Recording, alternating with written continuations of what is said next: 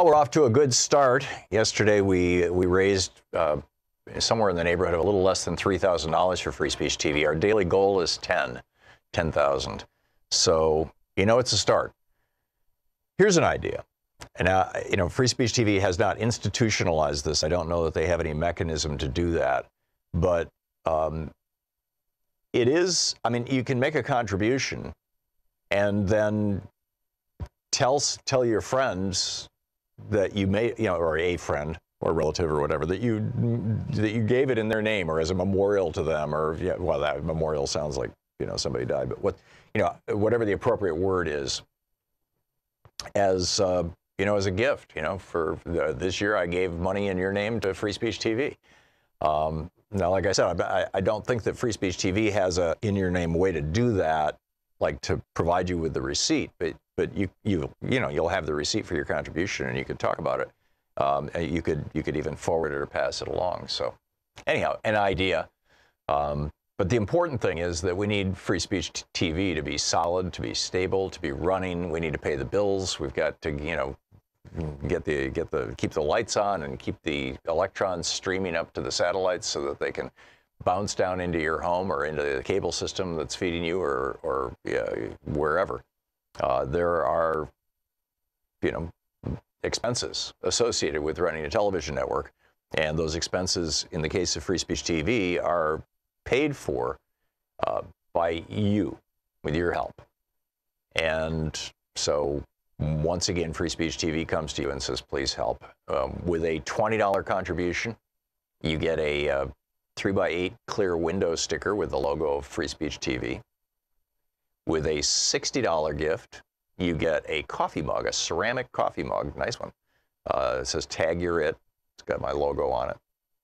With a $72 gift, you get a copy of my book, The Last Hours of Ancient Sunlight, in its 2018 edition, newly updated with all the climate change information and stuff. So this so a lot of work went into that book, and I think you'll really find it useful. With a $120 gift, you get the Free Speech TV t-shirt, black with a logo, and the sticker. With a $240 gift, you get a webinar that Louise and I are putting together. This will be online. You watch it online, participate online. And we're going to be talking about, or I'm going to be, Louise is helping me write it, about neurolinguistic programming, NLP, and how you can use NLP in your life, in your business, in politics, to enhance your communication skills and relationships and things like that. That's with a $240 gift. With a $360 gift, you get a 5-book special. Last Hours of Ancient Sunlight, Unequal Protection, The Thom Hartmann Reader, Rebooting the American Dream, and The Best Democracy Money Can Buy by Greg Palast. The previous titles are all by me. And with a $480 gift, you get everything that I just mentioned: the sticker, the coffee mug, the t-shirt, the Tag You're It, and all the books, and Greg Palast's Best Democracy Money Can Buy. And with a $1,000 gift, come to Portland and I'll take you to lunch. You can hang out here for the last hour of the show and see how we put this thing together and see how it works. And it's great fun. We have a good time, and we've had some great people come through here. So those are the premiums. But the important thing is that Free Speech TV is this is like a really important thing, to have a television network here that is telling the truth, that is doing the work that was envisioned by the founders when they talked about the free press and wrote into the First Amendment of the Constitution that the rights of the press shall not be impaired. This was, at the core, this idea of a free and independent press. And what has happened is that our press has been largely captured by corporate interests who have also captured control of our politicians. I talked at some length a couple days ago about what happened in Viktor Orban's Hungary, where after he became president, when he took power and started turning Hungary from a functioning NATO democracy into an autocracy, into a kleptocracy, an oligarchy, one of the first things he did was get control of the largest news site in the country. And then that expanded to the control of the 30 largest in the country. And now he has functional control over 500 different media outlets, radio, television, newspapers, websites, all the major news. And it's not like he did it like eyed cloudiest dictator. These were all his millionaire and billionaire buddies buying up these media companies and then running them to his benefit. So, you know, what used to be the opposition press is now all like Fox News all across Hungary. And, you know, it's where Fox News is where, you know, Rupert Murdoch, the billionaire, builds out a media thing. He buys the New York Post and buys the Wall Street Journal, builds out a media empire specifically to support right-wing perspectives. This is why we need Free Speech TV so much, because it's our last defense. Call now, 877-378-8669. Free Speech TV is in their fund drive right now, their fundraising drive, and so it would be a great time for you to call 877-378-8669, 877-378-8669. And of course, you can go to the Free Speech TV website and donate there as well. Please be sure to mention the show. There are a lot of great goodies that Free Speech TV is offering right now as part of the funds drive, and in fact, there's quite a few. But the important thing is to call 877-378-8669. Here's some information on one of the things that you can get. With a $72 contribution, you get the new edition. Troy Miller and I spent a year and a half going through all the research and updating everything and getting this thing exactly right with all the new climate change information, the last hours of ancient sunlight. That's with a $72 contribution, autographed by the author. Want to connect with the show online? You can find the Thom Hartmann Program on Facebook, Twitter, and Instagram. It's lovers of democracy, truth, and justice, believers in peace, freedom, and the American way. Thom Hartmann here with you, and Congressman Ro Khanna is with us for the first 45 minutes of our show today. He has to catch a plane, so he's boogieing out at 12:45 Eastern time. But if you have questions or thoughts, Congressman Khanna was just elected the first vice chair of the Congressional Progressive Caucus. He represents the 17th District of California. His website, Khanna, KHANNA.house.gov. You can tweet him at Rep. Ro Khanna. Congressman, welcome back to the program. Always great to be on. And thank you for taking calls from our listeners for 45 minutes here. It's appreciated. So first of all, the Congressional Progressive Caucus is really rolling along. Tell us about this. Yeah, it's an exciting time to be in the Congressional Progressive Caucus. We just yesterday had our elections. Pramila Jayapal and Mark Pocan were elected as our co-chairs. They're terrific. I was honored to be elected as our first vice chair, and then we have 6 or 7 other vice chairs. And some of the freshmen, Ayanna Pressley, Rashida Tlaib, Alexandria Ocasio-Cortez, Ilhan Omar, are just bringing such energy. So I think the Progressive Caucus is going to be a huge force on the policies many of your listeners care about: Medicare for all, $15 minimum wage, $1 trillion infrastructure bill, to really try to get these things to the floor. Yeah, and some of your legislation, actually, one of your bills just passed, did it not? It did. The bill is called the IDEA Act, and it's to modernize our federal websites. It turns out that our federal websites have been really lagging in terms of user experience online, and people are having to pay a lot more money. Some of the agencies, you only can use fax machine. So this will require the agencies to have user-friendly websites and provide better services to citizens. Yeah, fascinating stuff. And finally, there's and then we'll pick up phone calls here. There's a memo that was sent out to all federal workers, according to the New York Times, went out to 2 million federal workers, saying that it is illegal for them to participate in discussions at work that use the words impeachment or resist or resistance. They may not use those words. Yeah, it's just shocking. Doesn't the First Amendment guarantee us the right of free speech? I mean, yeah, that's what I was thinking. But this is a seems to be the paradigmatic case of the First Amendment. The government can't take something away or threaten you if you exercise your rights to free speech. Of course, private companies can do that, but not the federal government. So I think this is going to be a case where that the administration is going to lose again in the courts. I mean, to give you a sense of how blatant some of their policies are, they're losing in cases where their own Trump-appointed judges are ruling against them. And so you know those judges are trying to look for any possible way to rule for them, and even they aren't being able to justify some of these policies.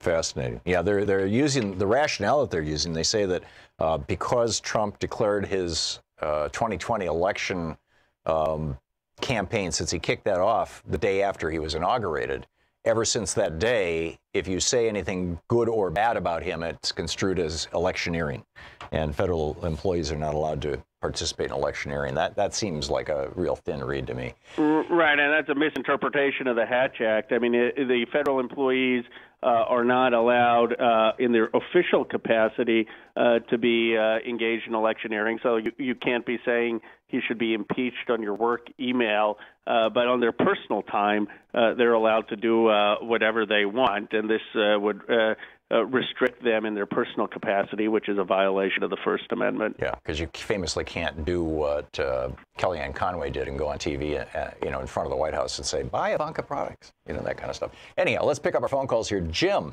in Milwaukee, Wisconsin. Jim, you're on the air with Congressman Khanna. Good morning. Yeah, I guess this is the question for you, Tom. Hello? Yeah, if you have a question for Congressman Khanna, great. If not, I'm going to drop you and move along. Yeah, why don't you drop me and I'm going to call back. Okay, thanks a lot, Jim.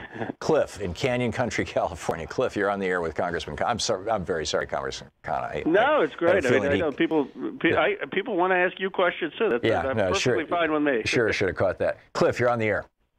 Good morning, both of you. Despite the blue wave victory for the Democrats in the House just recently, we have a real deep problem with our elections. Would you agree? Yeah. Oh, Congressman. Okay. Absolutely, we do. We have a problem with voter suppression. I mean, Stacey Abrams should have won that election if people weren't taken off the rolls and disenfranchised. There was allegations of voter suppression or long lines in Florida, in Texas. Yes, we won, but the victories would have been even more if we had a voting rights act and if we stood up for basic election integrity, and that has to be a big part of the priority of the new Congress. Well, here's my question, Congressman. Do you think it's possible to get us to have publicly funded elections without overturning Citizens United? We want Citizens United overturned, absolutely, but is it possible to get the publicly funded elections and, if we can't get Citizens United overturned? Yes, but it's a little bit tricky. I'd recommend an op-ed that I wrote with Russ Feingold on democracy dollars, which is a scheme that would allow basically every American citizen to have $50 to spend on elections to overwhelm the private sector funding. And if you look at the details, I'm going to be introducing that bill on December 6th, and Larry Lessig, Bruce Ackerman helped craft it. That is a way to get close to public financing of elections without having to overturn Citizens United. It's not ideal, but it's designed specifically to be able to do that. Paul in Lucerne, California. You're on the air with Congressman Khanna. Hey, first of all, I'd like to thank you for representing California. Appreciate all your hard work. Second of all, what's the chances of using the 25th Amendment to get rid of Trump? And third, can't the Supreme Court be reined in by Congress? Can't Congress just simply pass a law stating that the Supreme Court must operate under the same rules and regulations that all Supreme Court justices, all federal court justices must operate under? Wouldn't that do a lot to help rein in the court? They wouldn't be going out to lunch with people they're ruling for. They'd have to recuse themselves if they had a financial stake in the ruling. Those are my questions. Well, all good questions. I'll take your last one first because Tom and I were actually just talking about this offline, is that Congress's role in regulating the court. And under Stewart versus Laird, a decision back in the early 1800s, Congress has a lot of influence over the constitution of the Supreme Court in terms of what they can hear, their jurisdiction, in terms of how long justices can serve on the Supreme Court, in terms of how big the court is, and certainly we would have jurisdiction over recusal and financial interests. So I do think Congress should be asserting more of a role both against the executive branch and on the judicial branch, and try to make sure we rein in a court to be at least compliant with basic ethics and basic standards. On the impeachment question, I think the responsible thing to do, regardless of which means of impeaching Trump, is to first wait for Mueller's report, to look at the evidence, and then to move forward. I think that would generate a much bigger consensus in the American people who want to wait to see what this investigation has uncovered. This morning, Louise and I flipped on Fox News for about 10 minutes. On Fox and Friends, they had a legal expert on who I'd never heard of, but apparently he's a regular on Fox. And they said, well, what do you think about these Cohen revelations? And he's like, well, I'm just shocked by the fact that there's no crime here, that there's no there. I mean, so he talked about doing a business deal. He's a businessman, and I don't get why anybody's even discussing this. And then, they kind of moved along, and they didn't discuss it again for the rest of the morning, as far as I could tell. What are your thoughts on that? Well, I mean, it's just Fox and Friends. I don't pay much attention to them. But the idea that there aren't going after basic conflicts of interest. I mean, this is not a partisan issue. This is about basic integrity in government, and you would think that Republicans should be equally concerned with the president, where there's proven links to enriching himself in some of these business deals, and should want to expose that and make sure that doesn't happen. Yeah, what's Donald Trump's price to sell out his country? Apparently a hotel in Moscow. It's pretty amazing. Congressman Ro Khanna is on the line with us. He'll be taking your calls for the next 30 minutes here on the Thom Hartmann Program. It's 16 minutes past the hour. This is the Thom Hartmann Program. Congressman Khanna, the first vice chair of the Congressional Progressive Caucus. His website, khanna.house.gov. You can tweet him at Rep. Ro Khanna.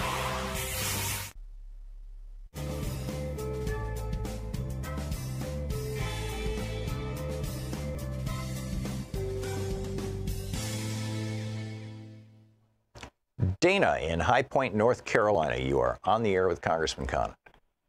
Hi, Congressman Khanna. I want to congratulate you, first of all, for your heroic efforts in attempting to stop the Yemen war, even though wolves and killing wolves would seem to be more important at the time. Also, I wanted to ask you about one of the most shocking things I've ever heard politically, which was something that Beto O'Rourke talked about, which was his first day in Congress. He had to spend half the day telemarketing, basically, corporate donors for solicitations for the entire party. And the idea was that everybody had to do that. Did you have to do that? And will the new progressive incoming congressman also be forced to do that? I appreciate both questions. Yes, we've made great progress on stopping the war in Yemen. Bernie Sanders introduced the War Powers Resolution that we had introduced in the House and the Senate, and got 63 votes to move that forward, which was historic. And if it passes the Senate, I'm hopeful we will bring it back to the House and pass it in the House when we have a new majority. There's just no justification for support for the Saudi bombing in Yemen when nearly 14 million Yemenis face the possibility of famine, according to the United Nations, if we don't get food and medicine in there. I fortunately have not had to dial for dollars or telemarket. In fact, I have never been in one of the DCCC cubicles. Now I have the luxury of having a very Democratic district, and so I think members who are in swing districts have a tougher time and do have to dial for dollars. I also have a district where I have a large online support system and donor base, and a district that frankly is quite affluent, and so individuals can afford contributions. But your broader point is accurate, that members who are in competitive races or who are running for higher office, the Senate or presidency, certainly have to spend an inordinate amount of time raising money, and that's not just an issue of quid pro quo. It's a huge waste of time of these elected officials. So we just have a minute to the break till we're hitting the bumper music here. How do you think best we should respond to this? How do we deal with this crisis of our elected officials basically having to make themselves beholden to others in order to get elected? One thing as an initial matter is maybe we can limit the amount of time members of Congress are allowed to spend on fundraising during a working day. I mean, there's no other job which allows you to just go off campus and spend hours doing something not related to your job. Long term, we've got to have some form of public financing so people can get funding to compete. The key issue is not to have the most money. The key is you have to have at least a threshold amount of money to be able to make your case. And the person with the most money doesn't often win. But if you don't have a threshold amount of resources, then you can't compete. And you used to, even when Jimmy Carter ran, he relied on federal funding, and you didn't have to go around being the biggest fundraiser. Somehow we have to get back to some form of public financing so people have the option of running without raising a tremendous amount of resources. Yeah, and that worked for Carter, and he was a very, very good president. We'll be right back with Congressman Ro Khanna taking your calls. It's 20 minutes past the hour here on the Thom Hartmann Program, a place where smart people get their news. We'll be right back. Congressman Khanna's website, khanna.house.gov. You can tweet him at @RepRoKhanna. Stick around.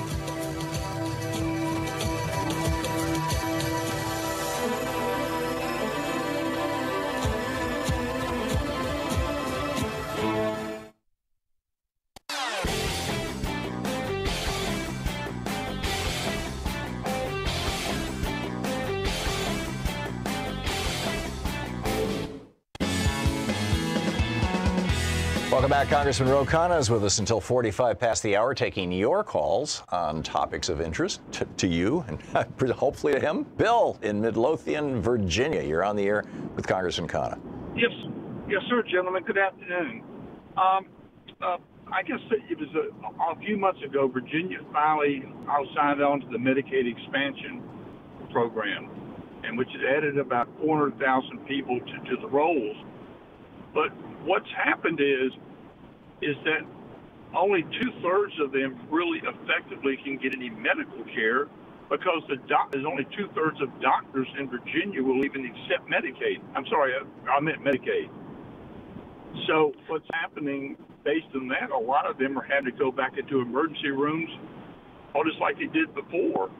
I think Governor Northam is trying to figure out something to do, but the raising taxes in Virginia, even though we've gotten bluer, is still not a very popular topic. It's just not done. So is there any solution,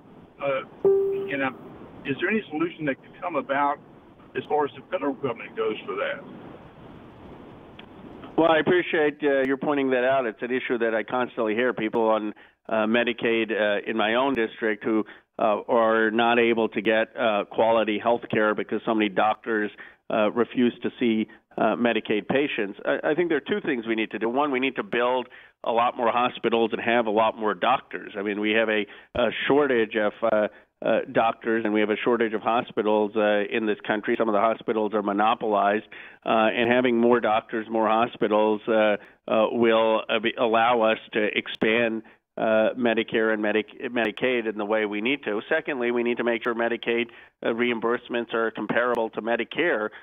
Most Americans love Medicare, and that's because most doctors will see them. There's no reason that people who are working poor shouldn't have the same benefits when it comes to health care. Yeah. Is a lot of the doctor thing, the stranglehold that the AMA has? They're essentially a union, and they because they authorize, or whatever the proper word is, medical schools, they can define the number of medical students who graduate every year and thus keep the pool of doctors small in this country relative to other countries. Yeah, I mean, I think anyone looking at this says we need to expand the number of doctors, and not just specialists, but primary care doctors. And by the way, we need to expand the number of folks who may be nurses or physician's assistants who could see patients who don't have acute problems. I mean, our biggest shortage is people who need day-to-day care, may not need to go to a hospital. They end up at the hospitals, and then you have emergencies rooms that are filled, and people who actually have acute conditions often having to wait hours. So the AMA is part of the problem in restricting medical schools, but we absolutely need more doctors. Steve in Zimmerman, Minnesota. You're on the air with Congressman Khanna. Hi, Congressman Rokana. Sorry about that. I'm just wondering if the House, two things. Can the House go after Kavanaugh for lying to the Senate, and can the House do a more thorough background check? Yes, on both. I mean, the House has the power to impeach judicial officers, so you could have hearings into Kavanaugh. Obviously, the House doesn't have to consent to a president's appointment, but the House does have the power, along with the Senate, to remove someone from the judiciary. And I think we have the power to conduct investigations. Jerry Nadler, who's the chair of the Judiciary Committee and part of the Progressive Caucus, has said that he plans to investigate that. Joe in Cupertino, California. You're on the air with Congressman Khanna. Good morning, Congressman Khanna. Congratulations on your win. I was very proud to see Josh get brought in from the 10th District as well. It was just a bang of an election. But, 70% of your electorate in this county, 99% of the votes counted. We had a 70% turnout. I think that's historical. I don't know how to suggest that we could do quite a bit in the next 2 years. But one of the things that I wanted to talk about was, Yemen, of course, but the elections. Tom and our other gentleman that does all the investigations, I forget his name, Plastic, they were talking about Greg Pallas. Joe, we have 50 seconds to the break. You got a quick question here for the congressman? Yes, we have to utilize the computers to do the elections. There's so many different ballots with school districts and special districts. I think that we do surgery with computers. I think that it's a missed message to suggest that we can't use the computer system that we have. We need to improve it, but we have to use it. That's the only way to move Congressman, forward. Thank you, Joe. Congressman, what do you think about having government-owned computers being used for voting and have them be programmed with open source software, so everything's transparent and it's not I think that makes a lot of sense. I've even heard you can post your ballot online, or the government agencies can, so they know that it was counted and that there's some form of verification. But look, I think that we do need to move towards a more sophisticated counting system and verifiable system. In California, it took almost 3 weeks for some of these results to come in, and it shouldn't take that long. I will say it was a great win for California. We have gone now to a delegation which has 46 Democrats and 7 Republicans.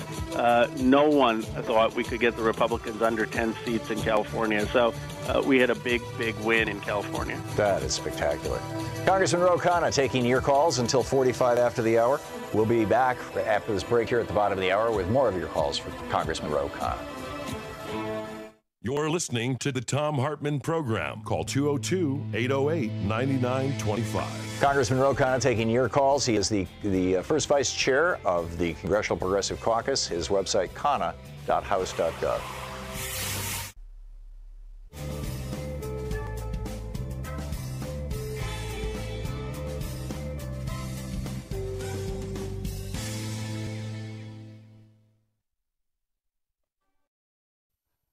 Well, we're off to a good start. Yesterday, we raised somewhere in the neighborhood of a little less than $3,000 for Free Speech TV. Our daily goal is $10,000. So, it's a start. Here's an idea. And, Free Speech TV has not institutionalized this. I don't know that they have any mechanism to do that.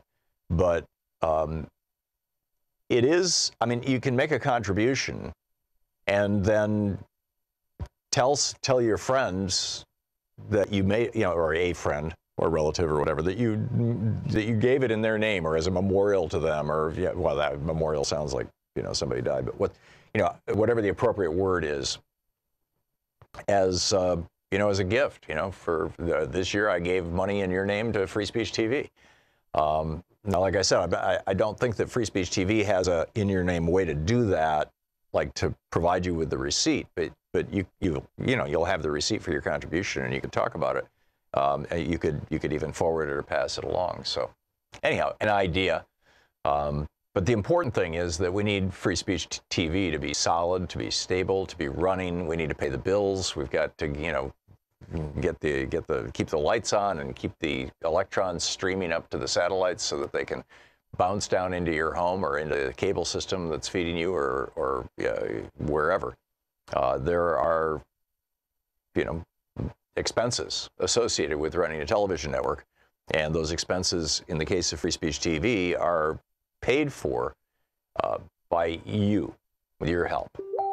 And so once again, Free Speech TV comes to you and says, please help. With a $20 contribution, you get a 3x8 clear window sticker with the logo of Free Speech TV. With a $60 gift, you get a coffee mug, a ceramic coffee mug, nice one. It says tag your it. It's got my logo on it. With a $72 gift, you get a copy of my book, The Last Hours of Ancient Sunlight, in its 2018 edition, newly updated with all the climate change information and stuff. So this so a lot of work went into that book, and I think you'll really find it useful. With a $120 gift, you get the Free Speech TV T-shirt, black with the logo, and the sticker. With a $240 gift, you get a webinar that Louise and I are putting together. This will be online. You watch it online, participate online. And we're going to be talking about, or I'm going to be, Louise is helping me write it, about neuro-linguistic programming, NLP, and how you can use NLP in your life, in your business, in politics, to enhance your communication skills and relationships and things like that. That's with a $240 gift. With a $360 gift, you get a 5-book special. Last Hours of Ancient Sunlight, Unequal Protection, The Thom Hartmann Reader, Rebooting the American Dream, and The Best Democracy Money Can Buy by Greg Palast. The previous titles are all by me. And with a $480 gift, you get everything that I just mentioned: the sticker, the coffee mug, the T-shirt, the Tag Your It, and all the books, and Greg Palast's Best Democracy Money Can Buy. And with a $1,000 gift, come to Portland and I'll take you to lunch. You can hang out here for the last hour of the show and see how we put this thing together and see how it works. And it's great fun. We have a good time, and we've had some great people come through here. So those are the premiums. But the important thing is that Free Speech TV is, this is like a really important thing, to have a television network here that is telling the truth, that is doing the work that was envisioned by the founders when they talked about the free press and wrote into the First Amendment of the Constitution that the rights of the press shall not be impaired. This was, at the core, this idea of a free and independent press.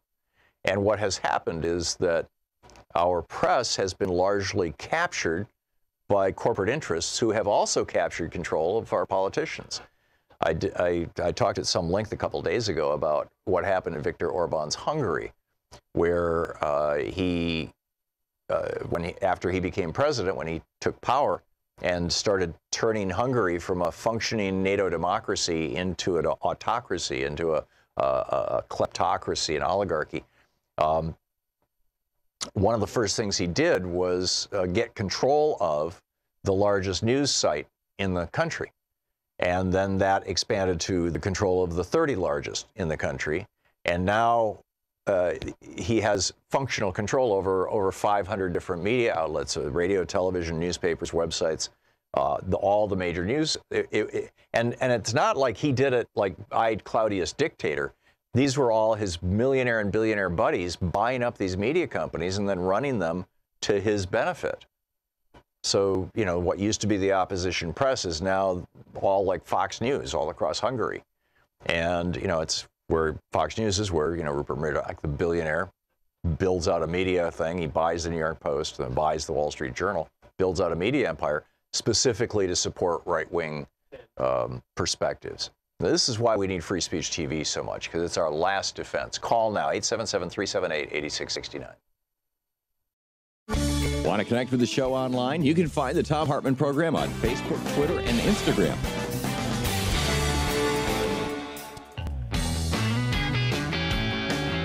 Welcome back. Thom Hartmann here with you. Congressman Ro Khanna on the line with us, taking your calls for the next 15 minutes. Gordon in Boulder, Colorado. You're on the air with Congressman Khanna. Congressman Ro Khanna, I just listened to Amy Goodman where Bernie Sanders gave a very comprehensive agenda that he spoke about that was impressive, and I was curious about the extent to which the Progressive Caucus embraces Obama's agenda and if there are any differences.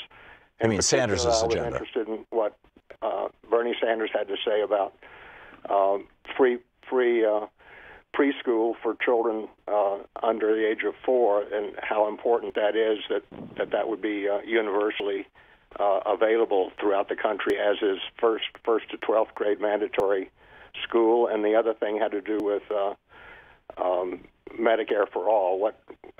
Where does the Progressive Caucus come out on those issues and other issues that Bernie Sanders brings up?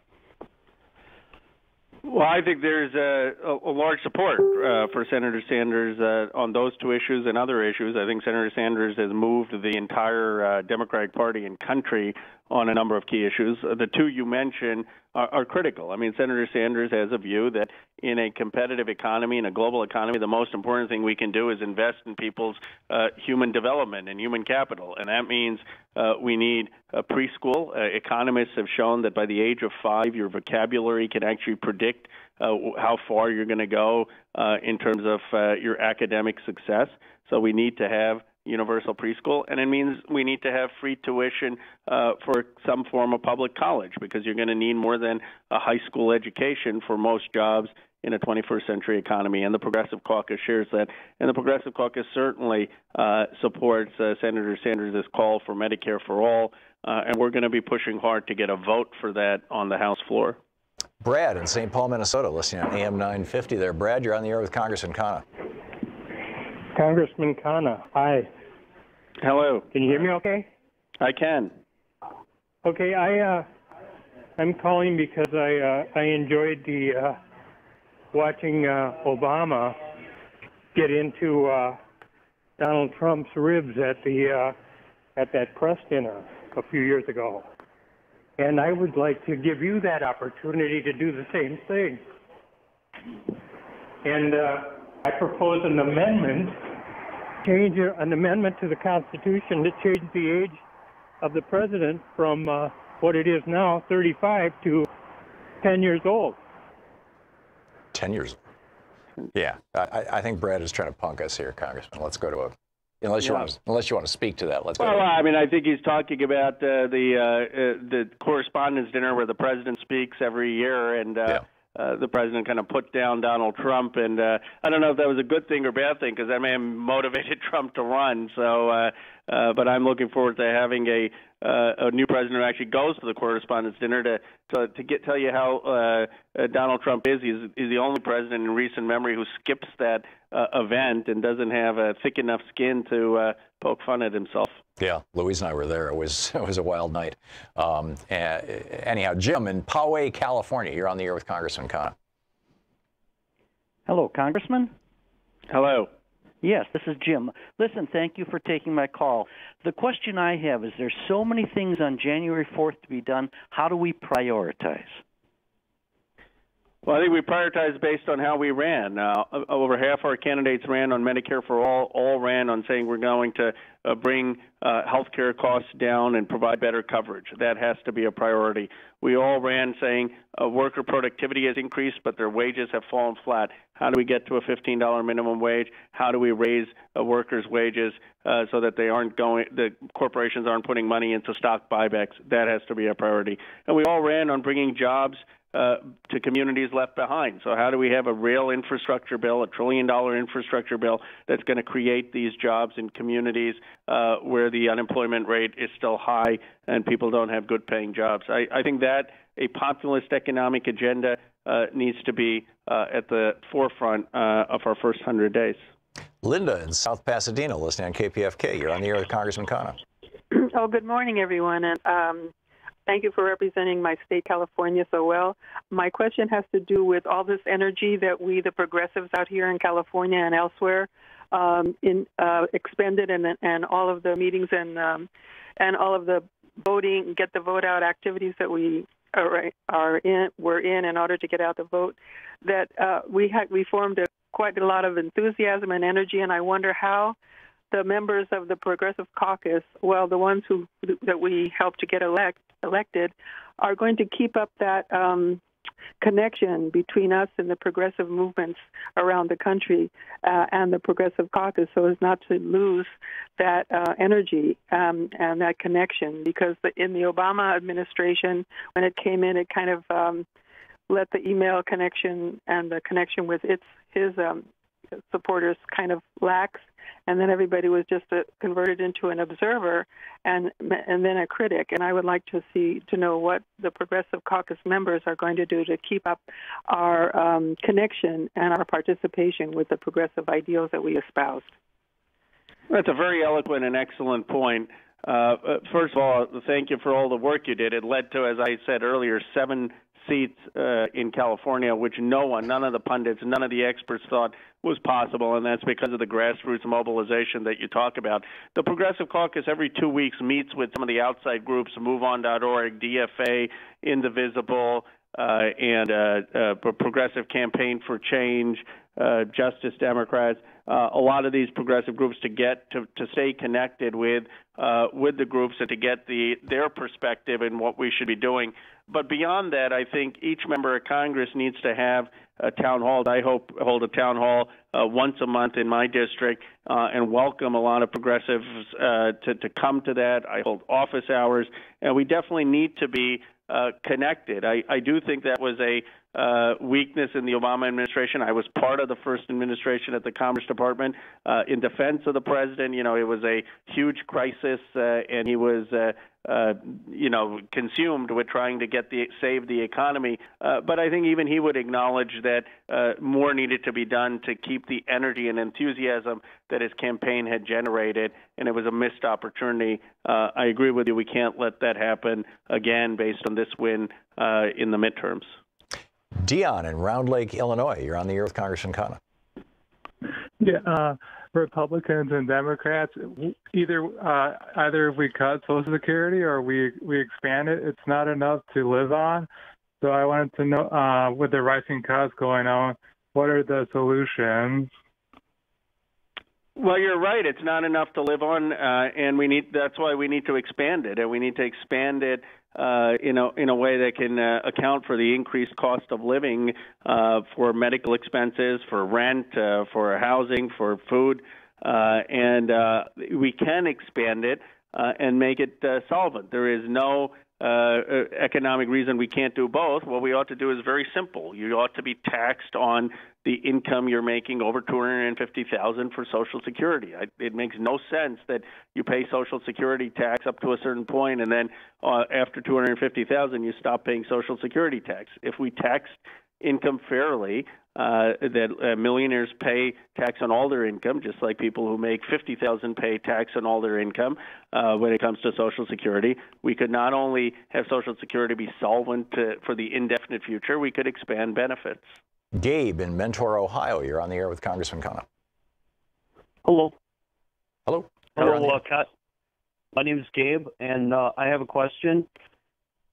Please ask it. And my question is about, I collect Social Security and disability.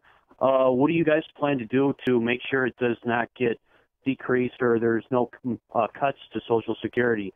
Because I am disabled and I'm still on my parents' insurance and all that, and I don't work as much. I was wondering, do you guys plan to make sure our Social Security is not cut or any ways like that, or any of these economic crashes affect us? Absolutely. First of all, Social Security disability insurance for most people is not nearly enough to be able to live. I mean, for some folks, it's maybe $900 a month.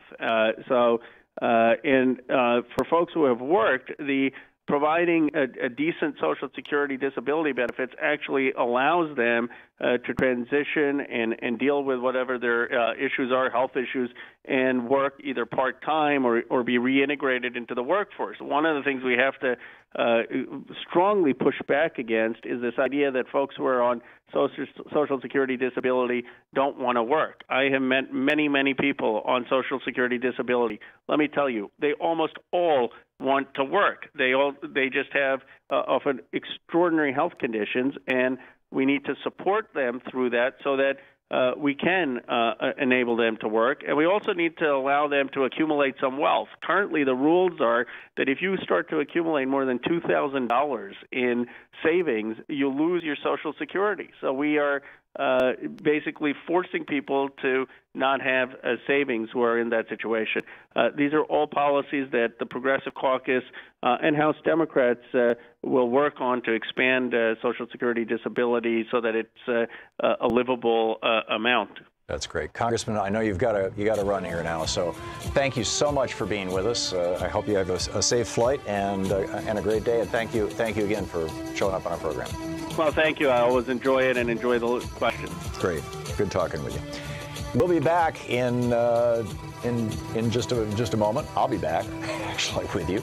And, if you would like to ask your question of me, we can do that. I see a lot of people are on hold. We'll be right back.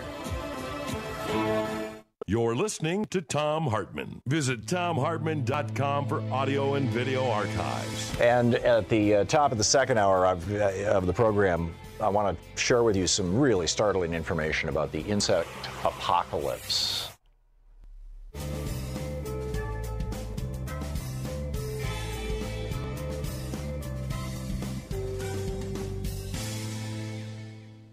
And welcome back. Paul in Glenside, Pennsylvania, watching us on Free Speech TV via Roku. Hey, Paul, what's up? Hi, Tom. I'll ask the question of you I was going to ask of the congressman. The Social Security Trust Fund's in very good shape. It has about $2.9 trillion in it right now. Yep. And it's only been going up steadily for the past decade. My question is, I think the simplest route to resolve a lot of issues around it is to get rid of the tax loophole where the wealthy avoid paying into it, where they cap the tax contribution at $130,000, which is ridiculous. I mean, the IRS, when they tax your income, they don't say everybody that makes more than $130,000 stops paying income tax. There wouldn't be any income coming into the federal treasury. So I think, aside from political intransigence on the part of the Republicans or, befuddled Democrats, the simplest thing to do is just remove the income cap on it. It just doesn't even make any sense. It's simply a tax loophole. Yeah, what do you think about that? I agree with you. Congressman Khan agrees with you, by the way. He had mentioned that earlier in the program, that he thought it was crazy that, that cap exists. And, and I completely agree. And in fact, this is something I think most Americans are unaware of, or maybe it was just uniquely me, but back in the 70s when the second business that I ran became quite successful in 71, 72 and thereabouts. And my accountant, I noticed that my paycheck was going up, and I was like, well, what's going on? And he says, back at that time, I think it was $35,000 a year was where the cap on Social Security was. And he says, you're making more than $35,000 a year, so, you don't have to pay Social Security tax anymore. And I was like, that's weird. So, I mean, and now it's $140,000, which is probably about the same amount of money. So I think it's just wrong, Paul. I just think it's absolutely wrong. And I can tell you, this is, broadly speaking, this is the official position, or the position of most progressives, that it's just wrong. So, Paul, thanks a lot for the call. Elizabeth in Lowell, Mass. Hey, Elizabeth, what's up?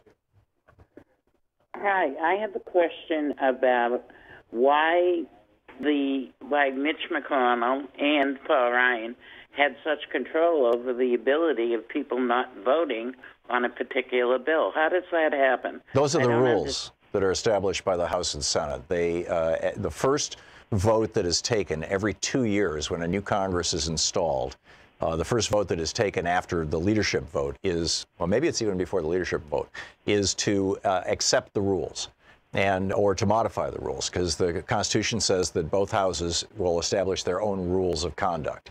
So all this weird, arcane stuff, none of it comes out of the Constitution. All of it, these are actually the rules of the House and the rules of the Senate, and they are voted. We need to change them. Yeah, I agree. They are voted by the majority. And, Unbelievable. And what they do, what these rules do, is they give extraordinary power to the majority.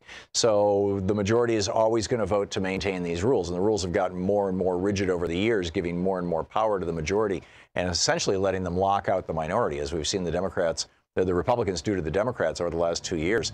I'm guessing that the Democrats are not going to be eager to change the rules now. Now that they've got power, they can lock out the Republicans and play all these games that the Republicans, organized this stuff specifically to mess with the Democrats.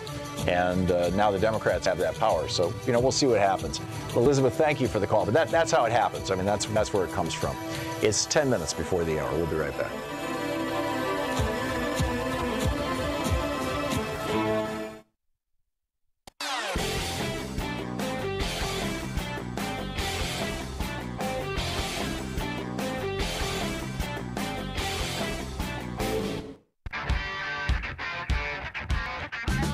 Welcome back. 10 minutes before the hour. Thom Hartmann here with you. Chris in Albuquerque, New Mexico. Hey, Chris, what's on your mind today? Hey, Mr. Hartmann, thank you for tagging me. All of the activity that I've been involved with is on account of you encouraging people to get out there and get active. Well, thank you. I wanted to. Are good on you, actually, Chris. Congratulations. Thank you so much. Yeah.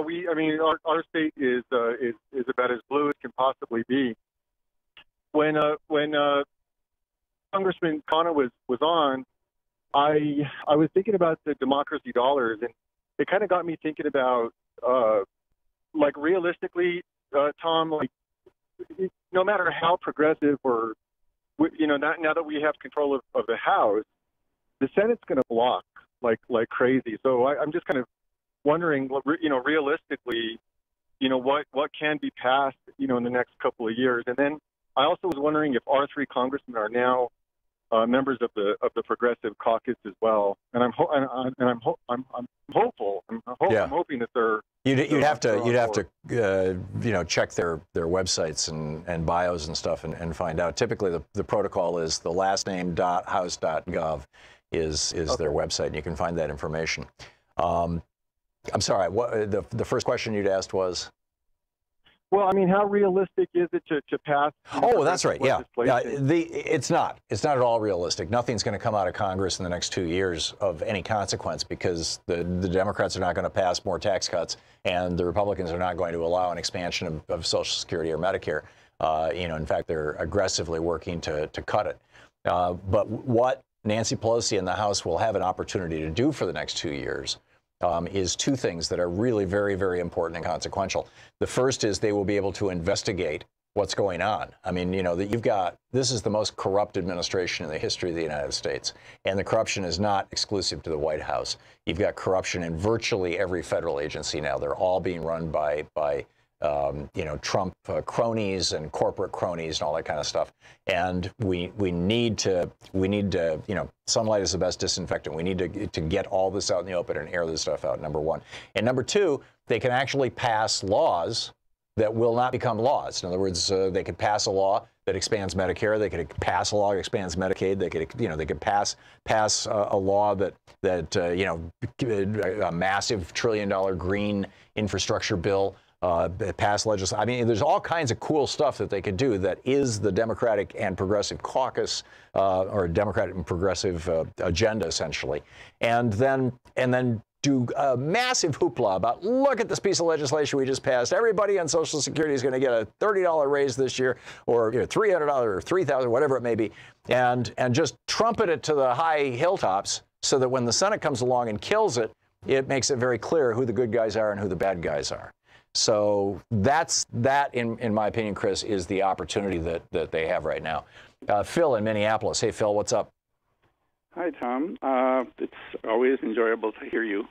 Thank you. I suggest that we encourage all of our Democratic representatives to come out for $20 in 2020.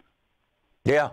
$15 an hour when it was first proposed was already barely a subsistence wage. Yeah. For a single person with maybe one or two dependents. Yeah. That would be, I don't know how long it was when you were making the equivalent of that when you were a young guy, but when I stopped working, when I retired a few years ago, I was making about $19 an hour. Yeah.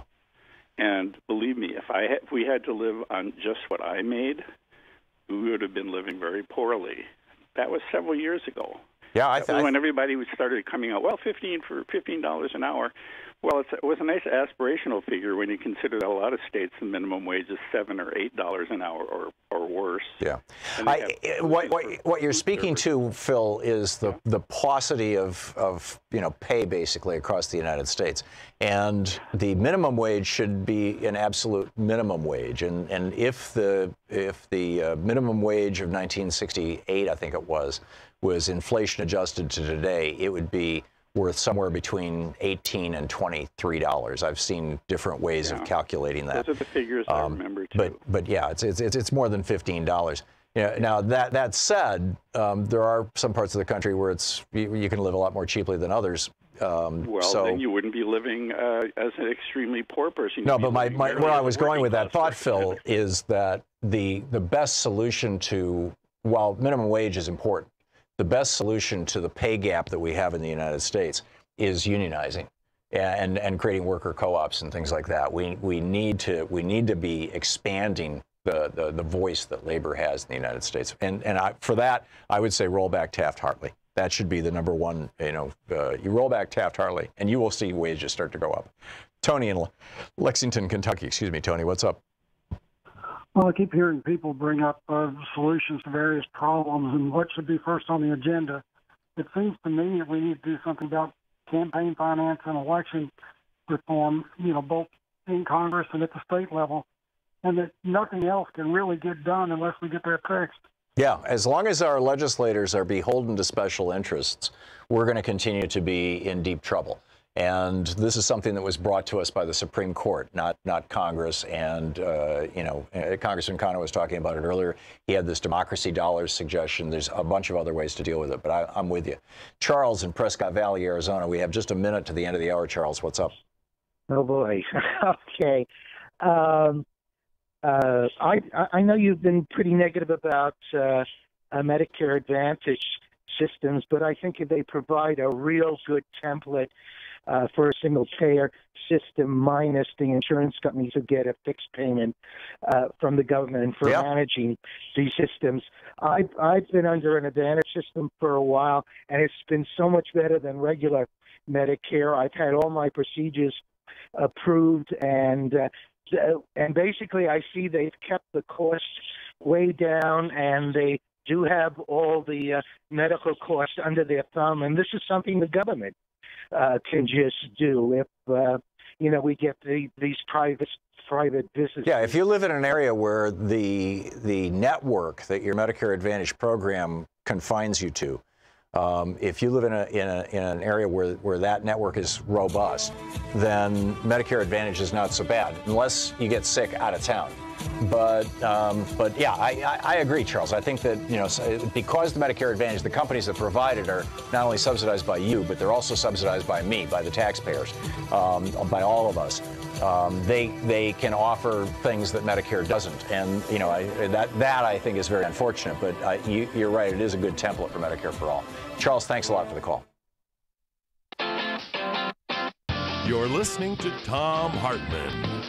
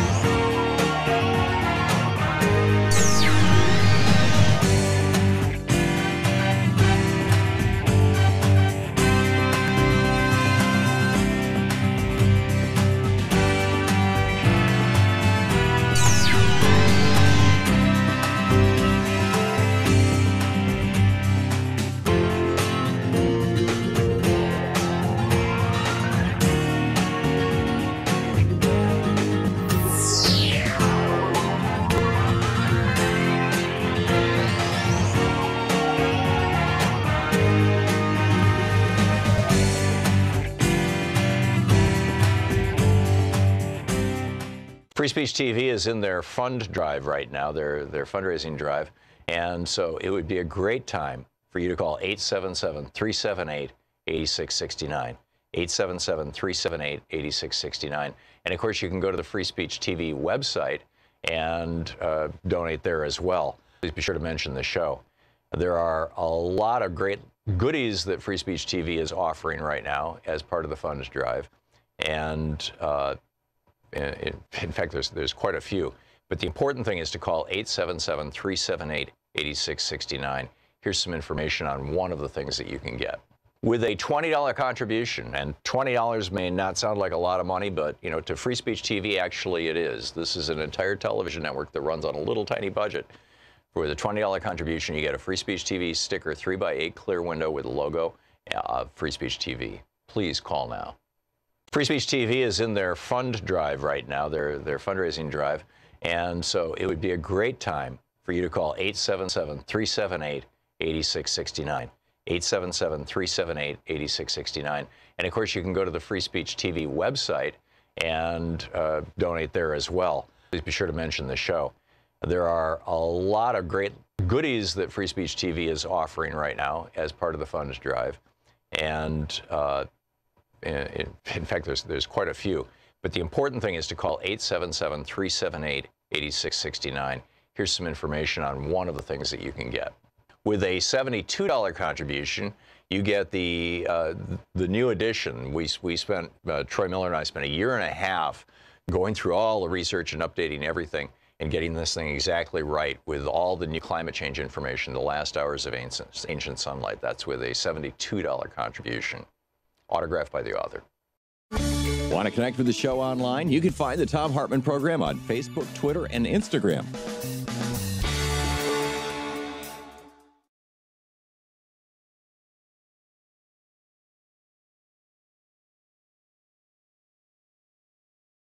Free Speech TV is in their fund drive right now, their fundraising drive, and so it would be a great time for you to call 877-378-8669. Well, we're off to a good start. Yesterday, we raised somewhere in the neighborhood of a little less than $3,000 for Free Speech TV. Our daily goal is $10,000. So, you know, it's a start. Here's an idea. And now, you know, Free Speech TV has not institutionalized this. I don't know that they have any mechanism to do that. But it is, I mean, you can make a contribution and then tell your friends that you may, you know, or a friend or relative or whatever, that you gave it in their name or as a memorial to them, or, yeah, well, that memorial sounds like, you know, somebody died, but what, you know, whatever the appropriate word is, as you know, as a gift, you know, for this year I gave money in your name to Free Speech TV. Now, like I said, I don't think that Free Speech TV has a in your name way to do that, like to provide you with the receipt, but you know, you'll have the receipt for your contribution and you could talk about it. You could even forward it or pass it along. So anyhow, an idea. But the important thing is that we need Free Speech TV to be solid, to be stable, to be running. We need to pay the bills. We've got to, you know, keep the lights on and keep the electrons streaming up to the satellites so that they can bounce down into your home or into the cable system that's feeding you, or wherever. There are, you know, expenses associated with running a television network, and those expenses, in the case of Free Speech TV, are paid for by you with your help. And so once again, Free Speech TV comes to you and says, please help. With a $20 contribution, you get a 3x8 clear window sticker with the logo of Free Speech TV. With a $60 gift, you get a coffee mug, a ceramic coffee mug, nice one. It says tag you're it. It's got my logo on it. With a $72 gift, you get a copy of my book, The Last Hours of Ancient Sunlight, in its 2018 edition, newly updated with all the climate change information and stuff. So this you know, so a lot of work went into that book, and I think you'll really find it useful. With a $120 gift, you get the Free Speech TV t-shirt, black with a logo, and the sticker. with a $240 gift, you get a webinar that Louise and I are putting together. This will be online. You watch it online, participate online. And we're going to be teaching, talking about, or I'm going to be, Louise is helping me write it, about neuro-linguistic programming, NLP, and how you can use NLP in your life, in your business, in politics, to enhance your communication skills and relationships and things like that. That's with a $240 gift. With a $360 gift, you get a 5-book special. Last Hours of Ancient Sunlight, Unequal Protection, The Thom Hartmann Reader, Rebooting the American Dream, and The Best Democracy Money Can Buy by Greg Palast. The previous titles are all by me. And with a $480 gift, you get everything that I just mentioned: the sticker, the coffee mug, the T-shirt, the Tag You're It, and all the books, and Greg Palast's Best Democracy Money Can Buy. And with a $1,000 gift, come to Portland and I'll take you to lunch. You can hang out here for the last hour of the show and see how we put this thing together and see how it works. And, you know, it's great fun. We have a good time and we've had some great people come through here. So those are the premiums. But the important thing is that Free Speech TV is, I mean, this is like a really important thing, to have a television network here that is telling the truth, that is doing the work that you know, was envisioned by the founders when they talked about the free press and wrote into the First Amendment of the Constitution that the rights of the press shall not be impaired. I mean, this was, you know, at the core, this idea of a free and independent press. And what has happened is that our press has been largely captured by corporate interests who have also captured control of our politicians. I talked at some length a couple days ago about what happened in Viktor Orban's Hungary, where after he became president, when he took power and started turning Hungary from a functioning NATO democracy into an autocracy, into a kleptocracy, an oligarchy. This is the Thom Hartmann Program. Welcome back. Thom Hartmann here with you. BuzzFeed reporting that one of the plans that was at least discussed by the Trump folks was giving Vladimir Putin a $50 million penthouse in the Trump Tower, Moscow, in order to get all the other oligarchs all excited about, you know, joining him there, living there. Which raises the question, if that was seriously entertained, is that a violation of the Foreign Corrupt Practices Act? Or would you have to actually do it? And probably that would be the case. But in any case, it's starting to look pretty bad. And the stuff about Trump is really, it's Anything Goes Friday, and I'll be taking your calls. We've got actually a full board of calls right this moment, left over from our first hour when Congressman Khanna was with us, and we did a few rants there. But there is one thing that I wanted to share with you before we get into your calls. And that is the possibility that all life on Earth could end, or the majority of life on Earth could end. And so let me give you two pieces of two data points here. The first is from the journal Scientific Reports. It was published, it was reported in Science Daily on the let's see, on the 18th of November. No, on the 29th of November, yesterday. New research reveals the extinction of plant or animal species from extreme environmental change increases the risk of an extinction domino effect that could annihilate all life on Earth, they write. Researchers from Italy and Australia simulated, this was all done on a computer, right? Simulated 2,000 virtual Earths, linking together animal and plant species. And then using sophisticated modeling, they subjected these virtual Earths to environmental changes. In other words, they turned up the heat, right? They changed, they did global warming by computer. And what they found was, and I quote from their study, in the case of global warming in particular, the combination of intolerance to heat combined with co-extinctions means that 5 to 6 degrees of average warming globally is enough to wipe out most life on the planet. You will recall that there's a broad scientific consensus that if we do not do something in the next 10 or 20 years, by the year 2100, which will be in the lifetime of my grandson, in all probability, By the year 2100, everything will be dead. Everything larger than a cockroach or maybe a rat. This is what happened at the in the end Permian, 250 million years ago, 254 million years ago, and it was, it appears to be a methane burp toward the end as the planet gradually warmed as a result of volcanic activity in what is now Siberia. It's called the Siberian Traps. And then it reached the point where the oceans had warmed up enough, and it appears that was around 5 or 6 degrees Celsius, that they released enormous amounts of methane, and boom, it went to around 8 or 9 degrees Celsius of warming and killed everything. The oceans were sterilized, land was sterilized, and you just, basically, pretty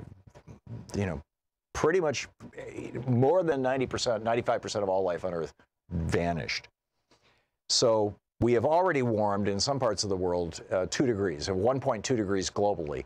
But in tropical areas, it's close to 2 degrees. In the Arctic, it's close to 5.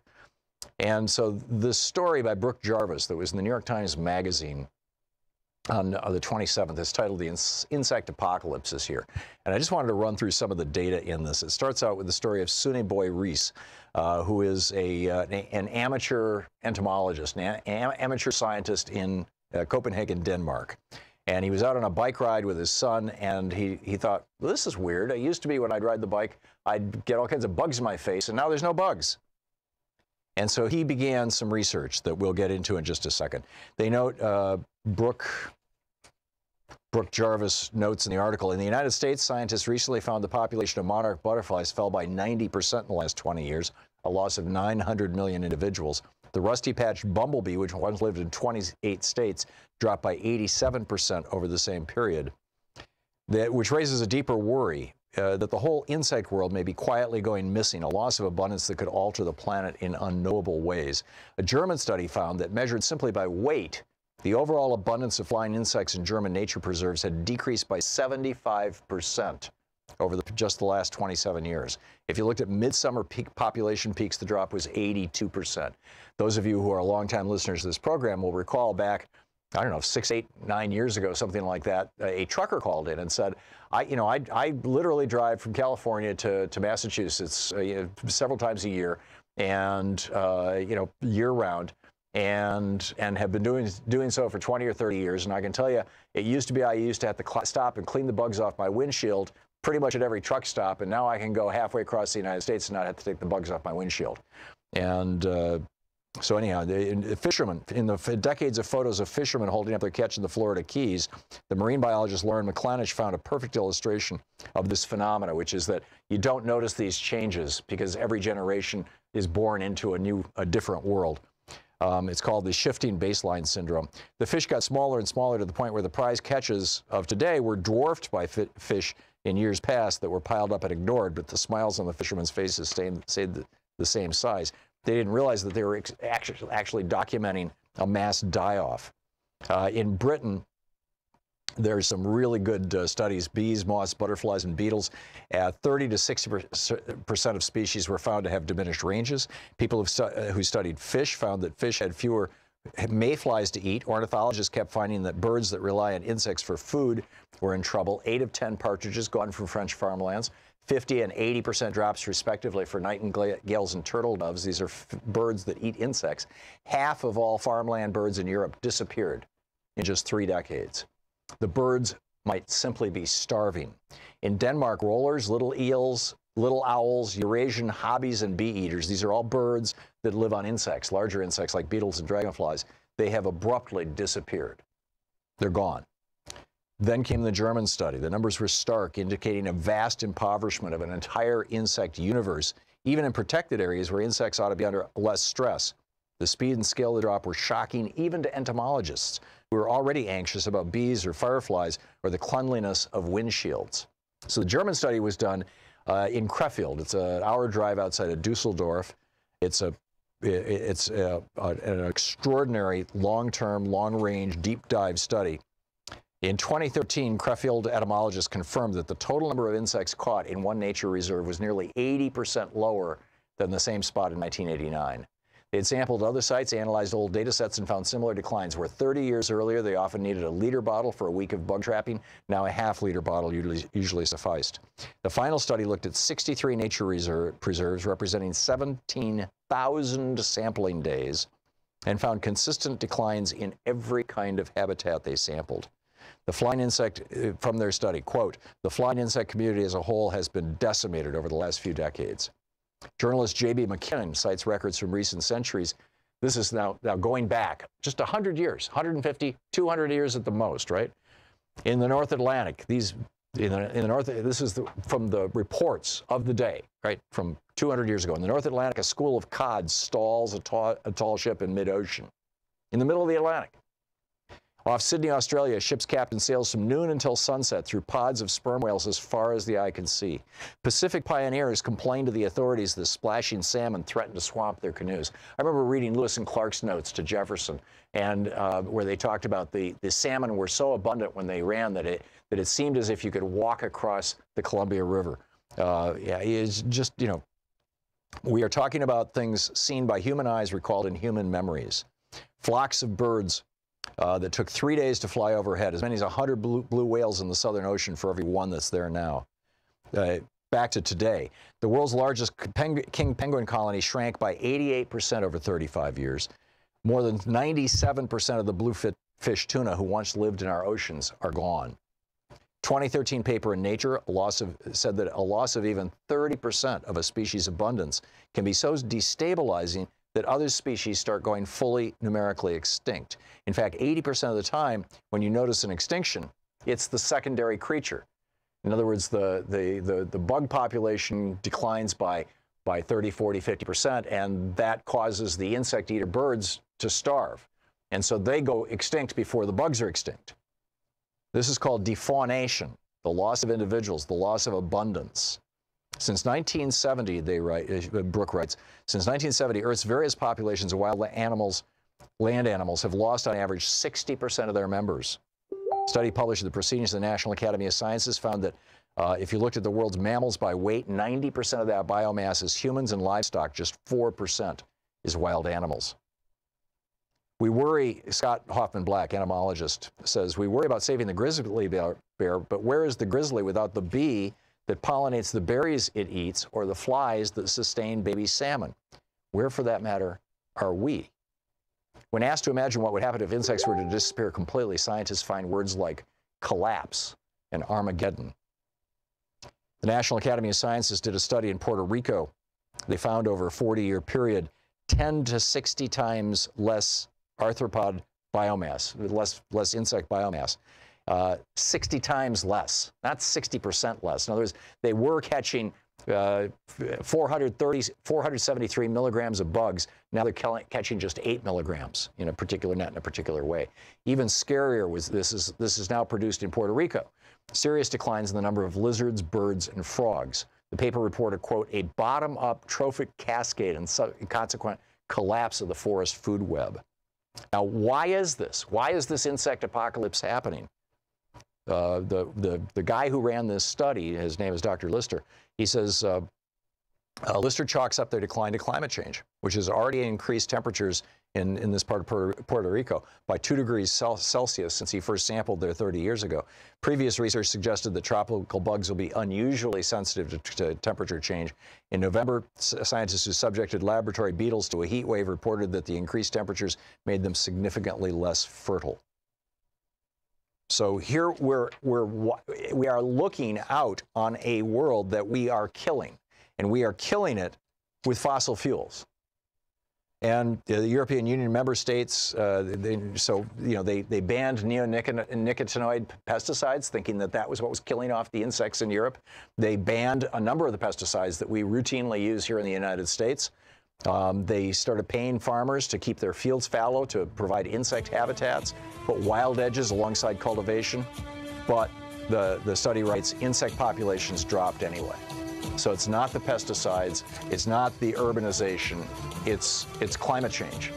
It is right now starting to kill the planet. And we need to be raising the alarm and doing so loudly. It's Anything Goes Friday. Your calls on whatever you'd like to talk about after the break. It's 18 minutes past the hour. This is the Thom Hartmann Program. Fair and only slightly unbalanced. Thom Hartmann here with you, speaking the truth to the multinational corporations really around that you didn't know about.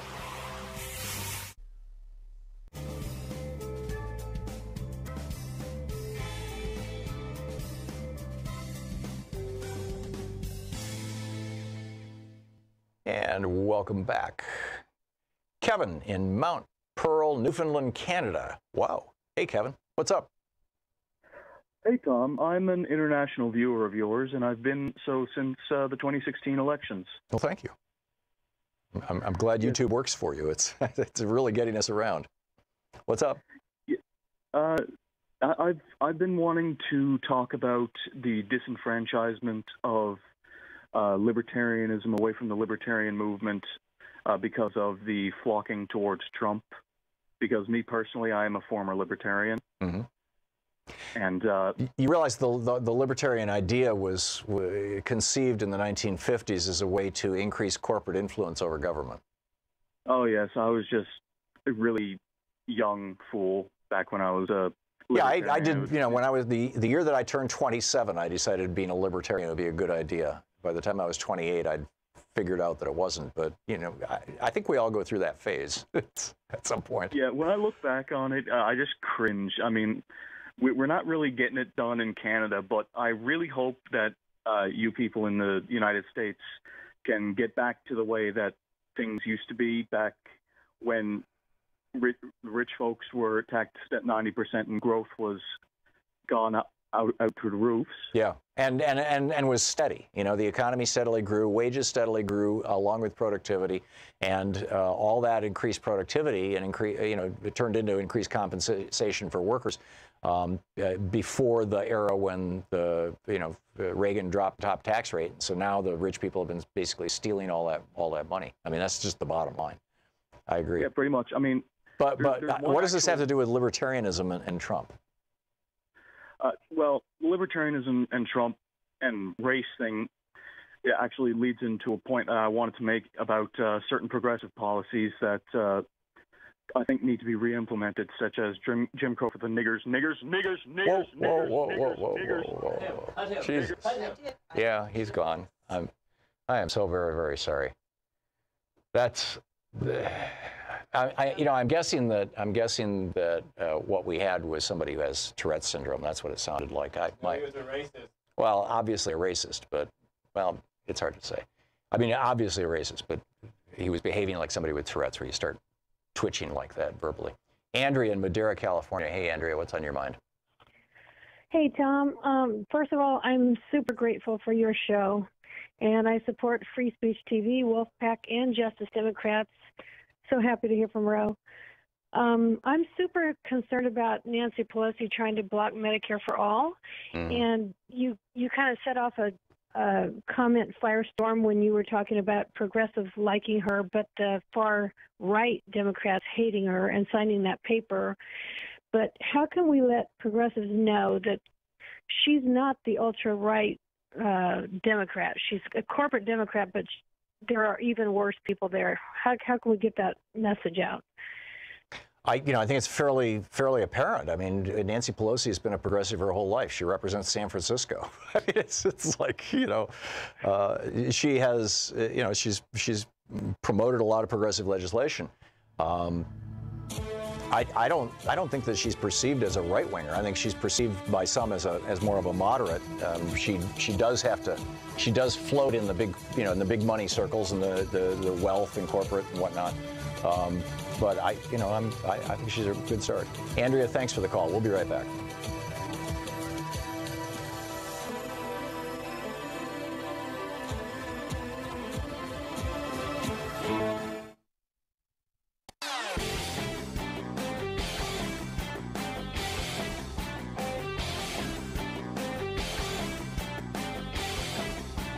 Free Speech TV is in their fund drive right now, their fundraising drive. And so it would be a great time for you to call 877-378-8669, 877-378-8669. And of course, you can go to the Free Speech TV website and donate there as well. Please be sure to mention the show. There are a lot of great goodies that Free Speech TV is offering right now as part of the funds drive. And in fact, there's quite a few. But the important thing is to call 877-378-8669. Here's some information on one of the things that you can get. With a $20 contribution, and $20 may not sound like a lot of money, but you know, to Free Speech TV, actually it is. This is an entire television network that runs on a little tiny budget. For the $20 contribution, you get a Free Speech TV sticker, 3x8 clear window with a logo of Free Speech TV. Please call now. Rural country.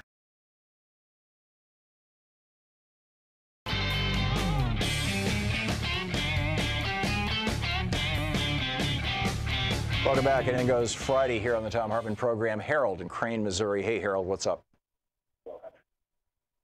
Harold? No, Harold. Russ in Las Vegas, Nevada. Hey, Russ, what's on your mind? Hey, Tom, what's going on, my friend? I'm here. I was calling to wonder, you know, you've talked before about states trying to run their own health care system and they're not big enough. I'm sorry, say that again, Russ? What's that? Say that again. About states that are too small to run their own nonprofit health care. Right, like as happened with Vermont. Right. Why not? We've got a lot of progressives out west now, governors, New Mexico, Nevada, Colorado, of course, the Pacific Coast. Why couldn't they all group together and create a governor's nonprofit healthcare system? I think that's a possibility. I'm guessing that there's probably conversations about things like that going on. Okay, and one other quick one with you. You always talk about a bumper sticker. How about a bumper sticker that has blue on the left, red on the right, and it says, "We the people" on the blue side, and on the red side, "We the corporations"? Yeah, because that's really what it is. Yeah, spot on. Yeah, exactly. And then you can even put on there, "Where do you stand?" Yeah, I'm with you. Russ, thank you. That's a great one. Great suggestion. Tim in Harpersville, New York. Hey, Tim, what's up? Hi.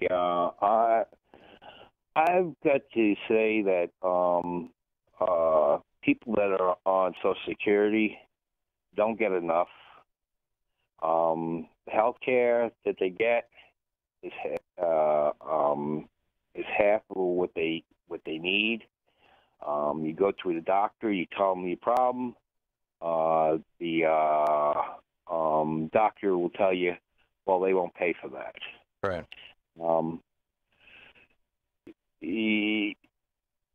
I've been on disability for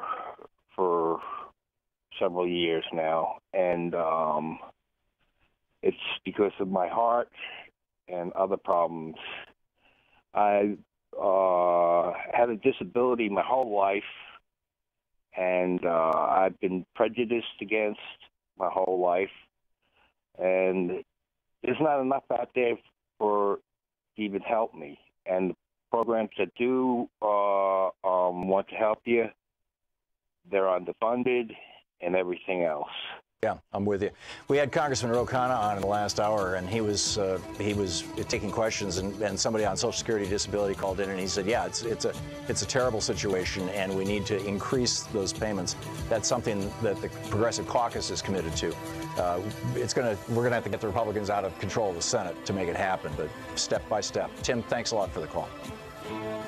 You're listening to the Thom Hartmann Program. Call 202-808-9925. It's Anything Goes Friday. Back with your calls right after this.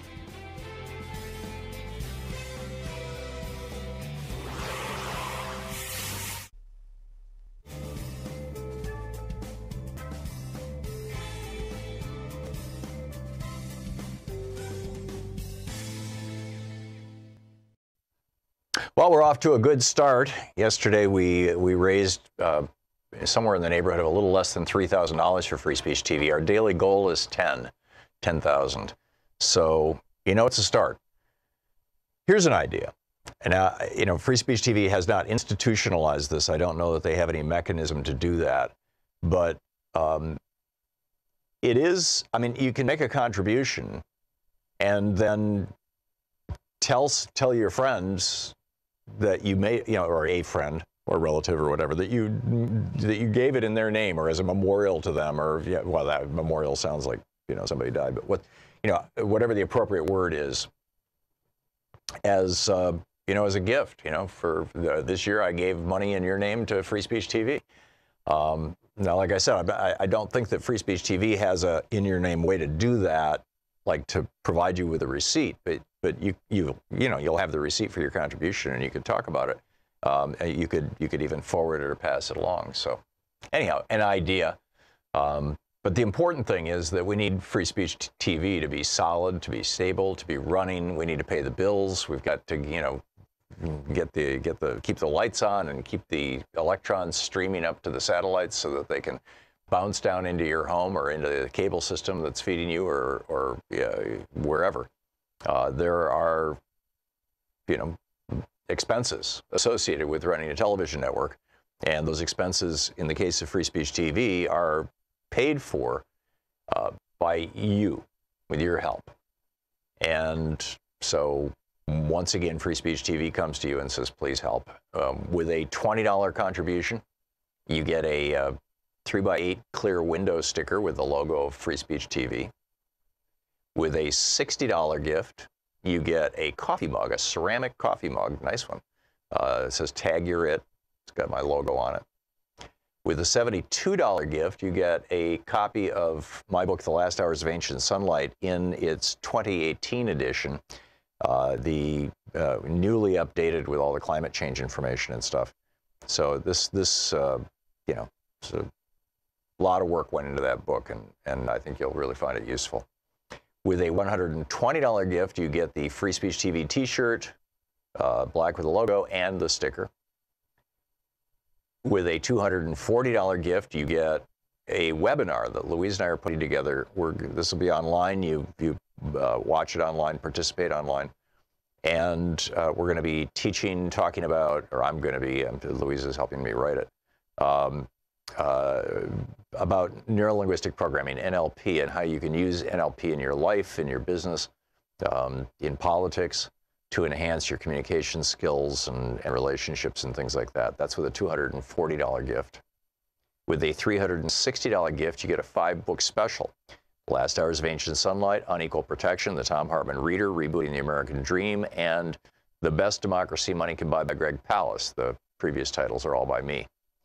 And with a $480 gift, you get everything that I just mentioned: the sticker, the coffee mug, the T-shirt, the tag you're it, and all the books, and Greg Palast's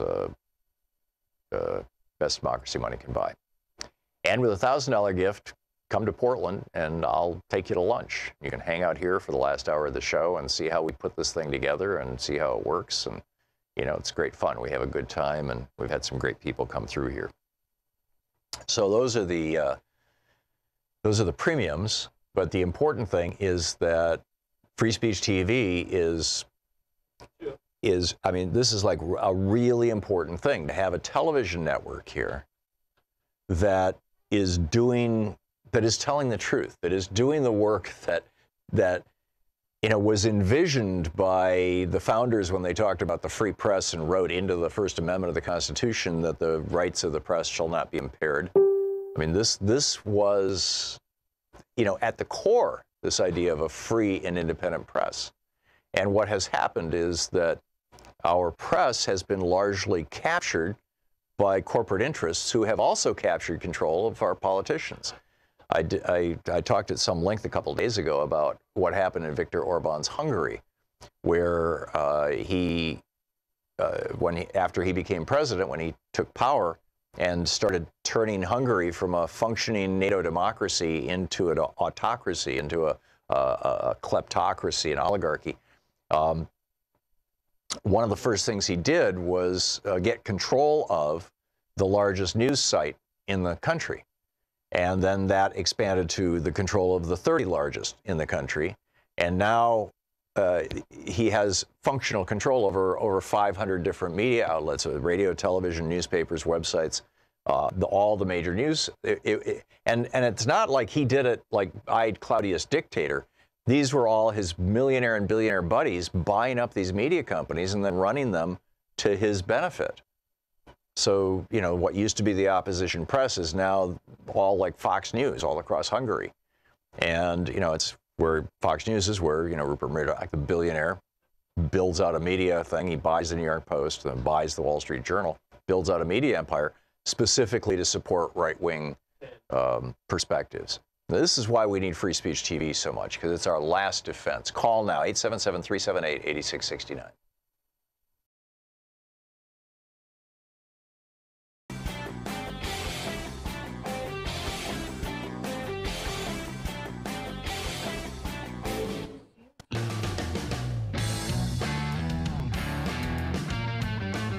Welcome back. Thom Hartmann here with you. It's Anything Goes Friday here on our show. Eric in Galveston, Texas. Hey, Eric, what's up? Hey, how are you? Good. What's on your mind? You know, I watched TV this morning, and there was this famous rock star. His name is Bono. Yeah. He was advocating for AIDS. Uh-huh. You know, he has made many good contributions with Bush. And others. What's your point or question, Eric? My question is basically okay. Yeah. My question is basically, of course, Bush made good contributions to public health. Bono made significant contributions as a rock star for public health. So, could you elaborate a little bit? What's the next step? Medicare for all. Public option? Yeah, opinion? Where do we go? What is your opinion? Where do we go there? Yeah, good questions all, Eric. And George Bush did actually save the lives of millions of Africans with a major international AIDS initiative. It was the one good thing that he did as president. I don't think it makes up for all the people that you know, who died as a result of his actions. But in any case, Medicare for all seems like just a really simple, straightforward starting point. We could look at other countries. We could try to invent a system from the ground up. We could look at Canada's system, which is administered by the individual provinces with different standards and different types of ID and different things that happen from province to province. But you know, there's some federal backstopping of it. To you know, France, where the individual states, provinces, they're probably called in France too, do not administer the national health care system. Instead, it's federally administered, or at least the payments system. To the UK, where you've got a system where the hospitals are actually owned by the government and the doctors are employees of the government, whereas in France, it's, you know, most of it's private. In Canada, most of it's private. There's a lot of different ways to do this, but what we have right now is an infrastructure that was put into place in the 1960s by Lyndon Johnson as part of the Great Society program, which is Medicare and Medicaid as well. But let's look at Medicare. That works really well for older people. It has had a number of holes drilled into it over the years by Republicans. Part B only covers 80% of your expenses, and so you have to have, you know, collateral insurance, and that or parallel insurance, supplementary insurance is what they call it, Medicare supplements, to cover that remaining 20%. That shouldn't be. I mean, we need to close that hole so that you don't have to interact with a private for-profit insurance company to get health care, period. I mean, that would be my goal, would be to say never again another dollar to one of these friggin' health insurance companies, because they're just banksters. You know, they're just allocating money. We can do that, and we can do it with a lower overhead. The federal overhead for Medicare is between 2% and 3%. These private insurance companies run with an overhead of 20 to 30%. So I think that you know, what Bernie is proposing is that we phase in Medicare for all over a 4-year period, that in the first year you lower the eligibility age from 65 down to 50, and you cover all children. And I don't remember the cutoff age, whether it was 18 or something less than that, but basically, and you cover all children. And then the population group between, let's say, 18 and 50 gets phased in chunks over the next 3 years. And that way you don't overwhelm the Medicare system, you know, with new members. and you can ramp up to meet the demand, because this is a huge system. So I think that's the best way to go, and that's what there's a number of proposals in Congress to do exactly that. Charles in Northampton, New York. Hey, Charles, what's on your mind today? Hello, how are you doing? Good. What's up? Not much. I was just looking at the chat, and it's full of a whole bunch of stupid niggers. Stiggers. Oh, Jesus. Can you? Thank you. Okay. Thank you, Sean, for dumping that. My apologies to anybody that got through to. Jim in Milwaukee. Hey, Jim, what's up? Oh, hello, Tom. Last week you had mentioned something. You didn't elaborate too much about Rush Limbaugh and Fox News broadcast to all the military bases. And what I would like to do is, if I want to tell somebody that, I'd want to verify it. Yeah. How did you verify that? Well, I know that it was the case years ago. I used to listen to it when I would travel abroad. And I was on American Forces Radio. I'm not sure if we still are this year, but for the last few years, they carry an hour of Rush Limbaugh and they carry an hour of me. So Sean says they still do. Okay, yeah. So, but it's called American Forces Radio. I mean, you can look it up. So, which I haven't, like I said, I haven't done in a while. But that's and then Fox News being on the TV on military bases. I've just heard that from on the air here on this show from any number of military people over the years talking about, right-wingism in the military, particularly domestic military bases, but I believe it's available internationally. Well, I go to the VA hospital here in Milwaukee, and it's a big building. It's 10 stories, and there's waiting rooms all over the place. Yeah. And I've never seen MSNBC. It's always Fox News or CNN. Right. Or some other program, but never MSNBC, and it kind of made me think about that. Why is that? And then when you said that, I'm curious. But as long as they're broadcasting you, then everything's okay. Yeah, step by step, Jim. Jim, thanks a lot for the call. From Jim to Jim. Jim in Raton, New Mexico. Am I saying that right, Jim? Raton, New Mexico. Okay, what's up? I am curious about the zero tolerance policy of snatching kids away from their parents last summer on the Mexico border. Right. Then transporting them across state lines. Why wasn't that kidnapping? Oh, that's an interesting question. Or, it's more of a philosophical question. Legally it's not kidnapping because it's being done by the government. Well, I thought there was something about it was against the law for a government to violate its own laws. What is being done, in my opinion, by the Trump administration right now that is illegal is they are not respecting due process. The Constitution, the 5th, 6th, 7th, and 8th Amendments to the Constitution basically specify due process, and it's also specified the body of the Constitution itself, that it doesn't say U.S. citizens have these rights, the right to a trial by jury, the right to a speedy trial, the right not to incriminate themselves, the right to due process itself. In other words, the right to be heard in court. Right. It doesn't say citizens, it says persons. So all persons within the United States have these rights. And this is why George Bush created Guantanamo. They came up with this idea that if it's not on U.S. property, then that all persons stipulation in the Constitution would not apply. And so we can do things to people on Guantanamo that would be illegal to do to them here in the United States. That's pretty shaky ground, too. And I think in fact, I think that that's blatantly illegal and unconstitutional. And it's also a violation of our just standards, ethics, and norms of, American democracy. So where we're going to go with that and what we're going to do with it is kind of an open question. But I'm expecting in this Congress both investigations, legislation, and lawsuits that will point out that these kids that are being held prisoner have not had their access to due process, that their parents who are being held prisoners or have been deported in many cases have not had their rights to due process, and you know, that the Trump administration is just, you know, blanketly, you know, and without control or regulation, you know, violating the law. Jim, thanks for the call. Bill in San Antonio. Hey, Bill, what's up? Hey, Tom. Thanks for letting me put in my 2 cents. I wanted to talk to you about 2 things. First was getting money out of politics. Right.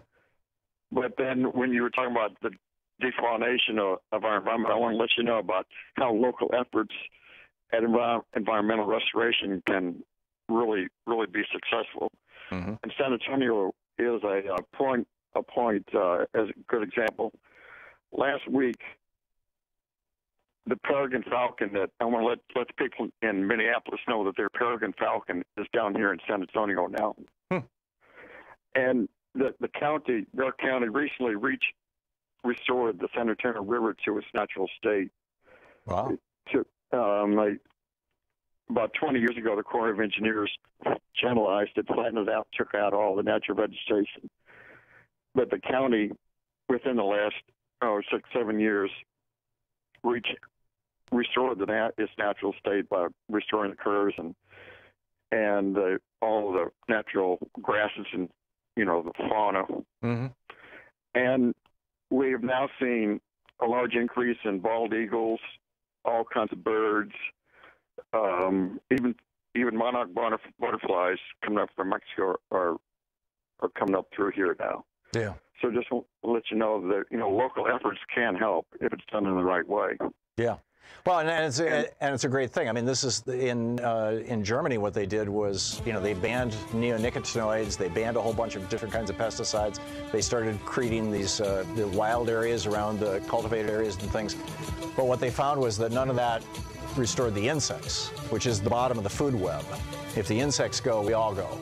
And so it's wonderful that that's happening, but we've got to stop global warming because it looks like a lot of insect populations are real vulnerable to it. Bill, I got to run. Thank you for the call. You're listening to Thom Hartmann. Visit thomhartmann.com for audio and video archives. Quick FYI, 7.0 earthquake in Anchorage, Alaska. We'll be back with Talk Media News in just a few minutes.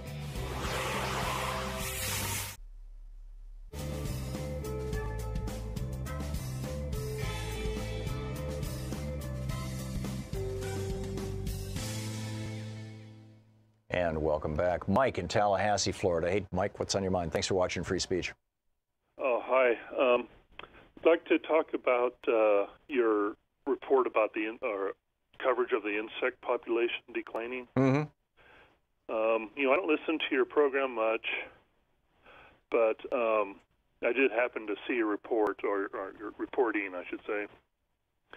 And I see a lot of the media talking about, you know, global warming and, you know, catastrophic, the result of the catastrophic, I'm not a very good talker. It's okay. You know, how bad it is for the environment. Right. But then, on the other hand, the next news item will be about nuclear power. And you will say things like, you know, we have to get rid of it. And, you know, that's not really making much sense to me. But really the reason I'm calling... Well, the reason the people are saying that nuclear power is not the solution that's going to save us from global warming is because it takes about 15 years before a nuclear power plant produces its first electricity that is carbon-free.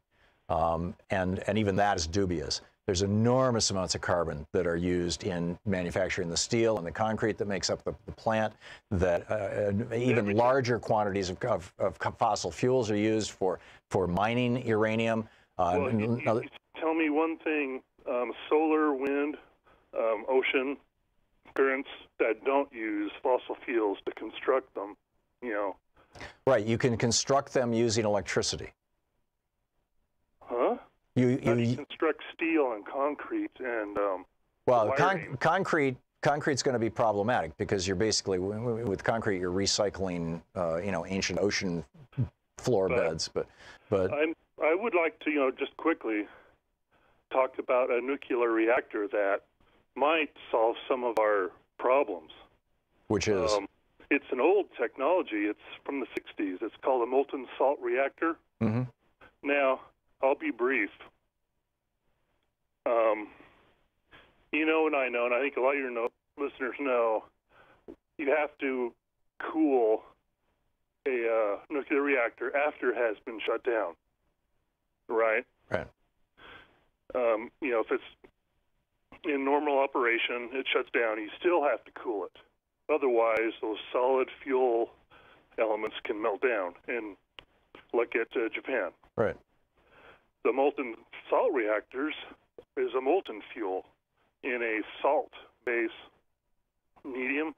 What that means is, in a worst-case scenario, if you can't cool the reactor, the fuel melts through the reactor vessel. You know, that thick steel. Yeah, no, I know how that works. I thought molten salt was literally molten salt. That the cooling element was salt that had been heated to the point where it liquefied, and you know, and the whole point of that was that it, you know, that can operate at much higher temperatures, and so you have some gains in efficiency. But that doesn't eliminate the coolant. Without the fuel, they actually use that in solar thermal.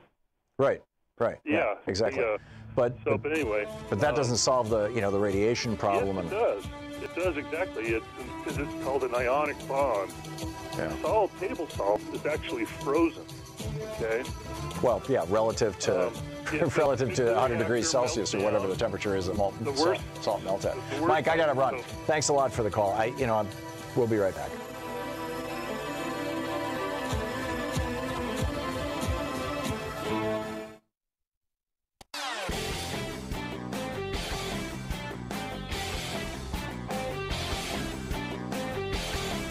Free Speech TV is in their fund drive right now, their fundraising drive, and so it would be a great time for you to call 877-378-8669, 877-378-8669. And of course, you can go to the Free Speech TV website and donate there as well. Please be sure to mention the show. There are a lot of great goodies that Free Speech TV is offering right now as part of the funds drive, and in fact, there's quite a few. But the important thing is to call 877-378-8669. Here's some information on one of the things that you can get. With a $20 contribution, and $20 may not sound like a lot of money, but to Free Speech TV, actually it is. This is an entire television network that runs on a little tiny budget. With a $20 contribution, you get a Free Speech TV sticker, 3x8 clear window with the logo of Free Speech TV. Please call now.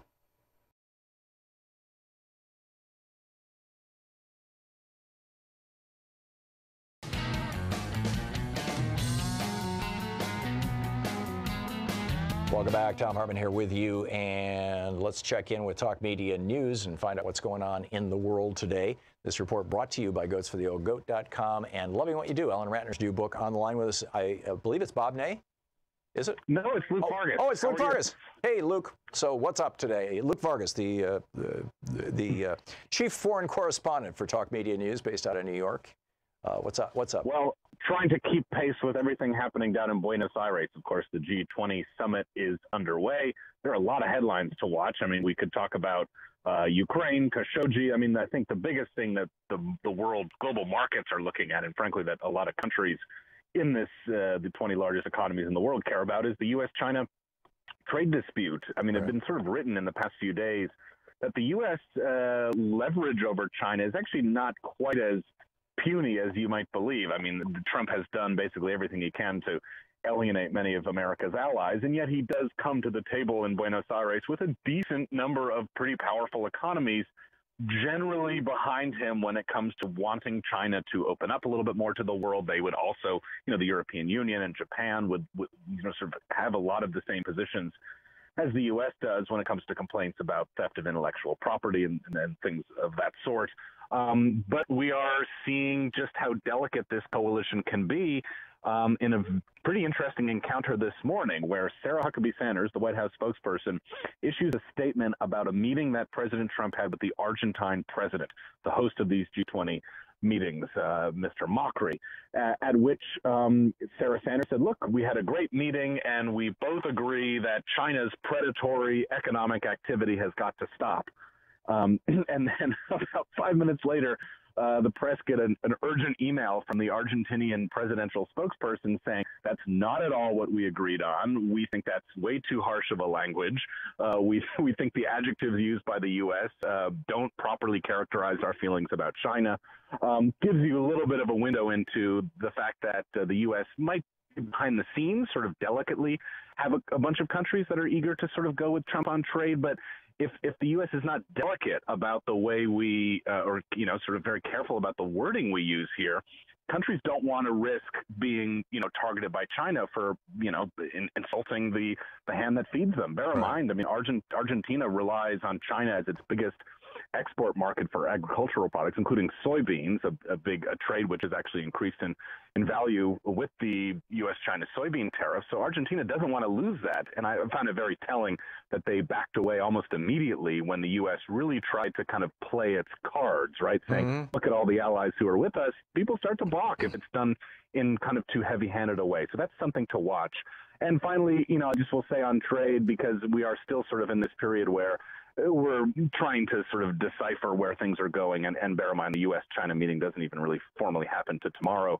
But as your listeners go into the weekend, I would say two things to really watch out for that will give us a sense, maybe even before any final statements are committed to the record, that will tell us where this trade war is going, is do you see the Chinese start to talk a little bit differently about the areas, the prime complaints, right, that the U.S. has been lobbying? They have been really, rhetorically speaking, not budging an inch on even acknowledging some of their industrial practices and the things that the U.S. hates the most, forced technology transfer. They don't even talk about those things, let alone agree with the U.S. that they are an impediment to free trade. But if you see some sort of shift in the rhetoric, it might indicate they're willing to compromise. And on the U.S. side, look to see if the U.S. Trade Representative, Bob Lighthizer, and his team, who have been the ones actually in this administration making trade deals happen, be it with, you know, just this morning, the U.S.-Mexico-Canada deal was overseen by his office, working on a Korea deal. They're the ones that get things done. There's a whole other cadre within the White House, you know, sort of an odd coalition of people who are handling the China trade war. It's much more about politics and messaging. But if you do see the U.S. Trade Representative get involved, if he's part of any sort of U.S.-China statement after this meeting, it would suggest to me, and I think to many others watching us, that the U.S. is actually ready to start actually doing negotiations as opposed to just posturing on trade. So that's something to watch as we go into the weekend. Wow. How is the whole Michael Cohen, Russia, Trump stuff playing out down there? We haven't heard it hasn't really come up in any public way, except for I noticed that Dmitry Peskov, who is the spokesperson for Russian President Vladimir Putin, has now weighed in on the matter. Last year, he gave a statement to the press saying at no point did they ever engage with Michael Cohen's team regarding business matters. And you had a correction to that issued yesterday, sort of part of a whole pattern of behavior of Trump officials contradicting themselves. Now you're starting to see reversals from the Kremlin. They admitted yesterday in a statement, or Peskov did, that yes, actually in the summer of 2016, the Kremlin did call back Cohen to ask him about this Trump Tower in Moscow, what they wanted from the Russians, and responded by saying, oh, well, if you want us to help you out, we can't, because the president has no hand in any decisions that happen in Moscow. That's done by the mayor. Of course, we should take that with a giant grain of salt. But it's I think, quite telling. You're not just seeing the Trump officials and people affiliated with the campaign, or people who might be under sort of Mueller's eye in the United States, correcting the record about how long the interactions between the Trump campaign and the Trump officials and the Russians went into 2016. Now the Russians are also changing their line, too. So there are a lot of moving pieces in this to keep track of. That's fascinating. Luke Vargas, you can follow him on Twitter at The Courier. Luke, thanks a lot for dropping by today. Thank you, Tom. It's good talking with you. We'll be back with Anything Goes Friday right after this. It's, we're coming up to the top of the hour. Stick around.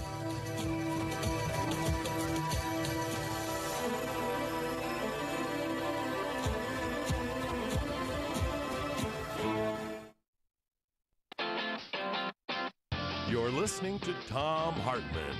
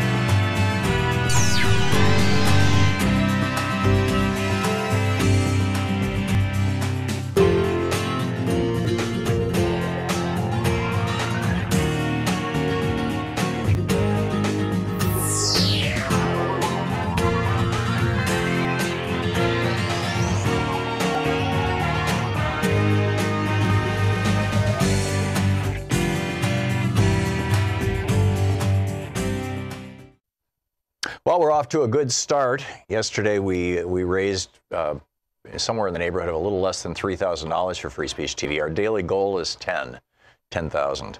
So, you know, it's a start. Here's an idea. And, you know, Free Speech TV has not institutionalized this. I don't know that they have any mechanism to do that. But it is, I mean, you can make a contribution and then tell your friends that you may, you know, or a friend or relative or whatever, that you gave it in their name or as a memorial to them, or, yeah, well, that memorial sounds like, you know, somebody died, but what, you know, whatever the appropriate word is, as, you know, as a gift, you know, for this year I gave money in your name to Free Speech TV. Now, like I said, I don't think that Free Speech TV has a in your name way to do that, like to provide you with the receipt, but you know, you'll have the receipt for your contribution and you could talk about it. And you could even forward it or pass it along. So anyhow, an idea. But the important thing is that we need Free Speech TV to be solid, to be stable, to be running. We need to pay the bills. We've got to, you know, keep the lights on and keep the electrons streaming up to the satellites so that they can bounce down into your home or into the cable system that's feeding you, or wherever. There are, you know, expenses associated with running a television network, and those expenses, in the case of Free Speech TV, are paid for by you with your help. And so, once again, Free Speech TV comes to you and says, please help. With a $20 contribution, you get a 3x8 clear window sticker with the logo of Free Speech TV. With a $60 gift, you get a coffee mug, a ceramic coffee mug, nice one. It says Tag Your It. It's got my logo on it.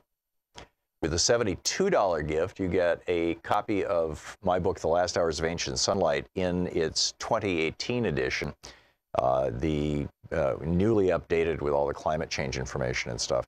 So this you know, so a lot of work went into that book, and I think you'll really find it useful. With a $120 gift, you get the Free Speech TV t-shirt, black with a logo, and the sticker. With a $240 gift, you get a webinar that Louise and I are putting together. This will be online. You watch it online, participate online.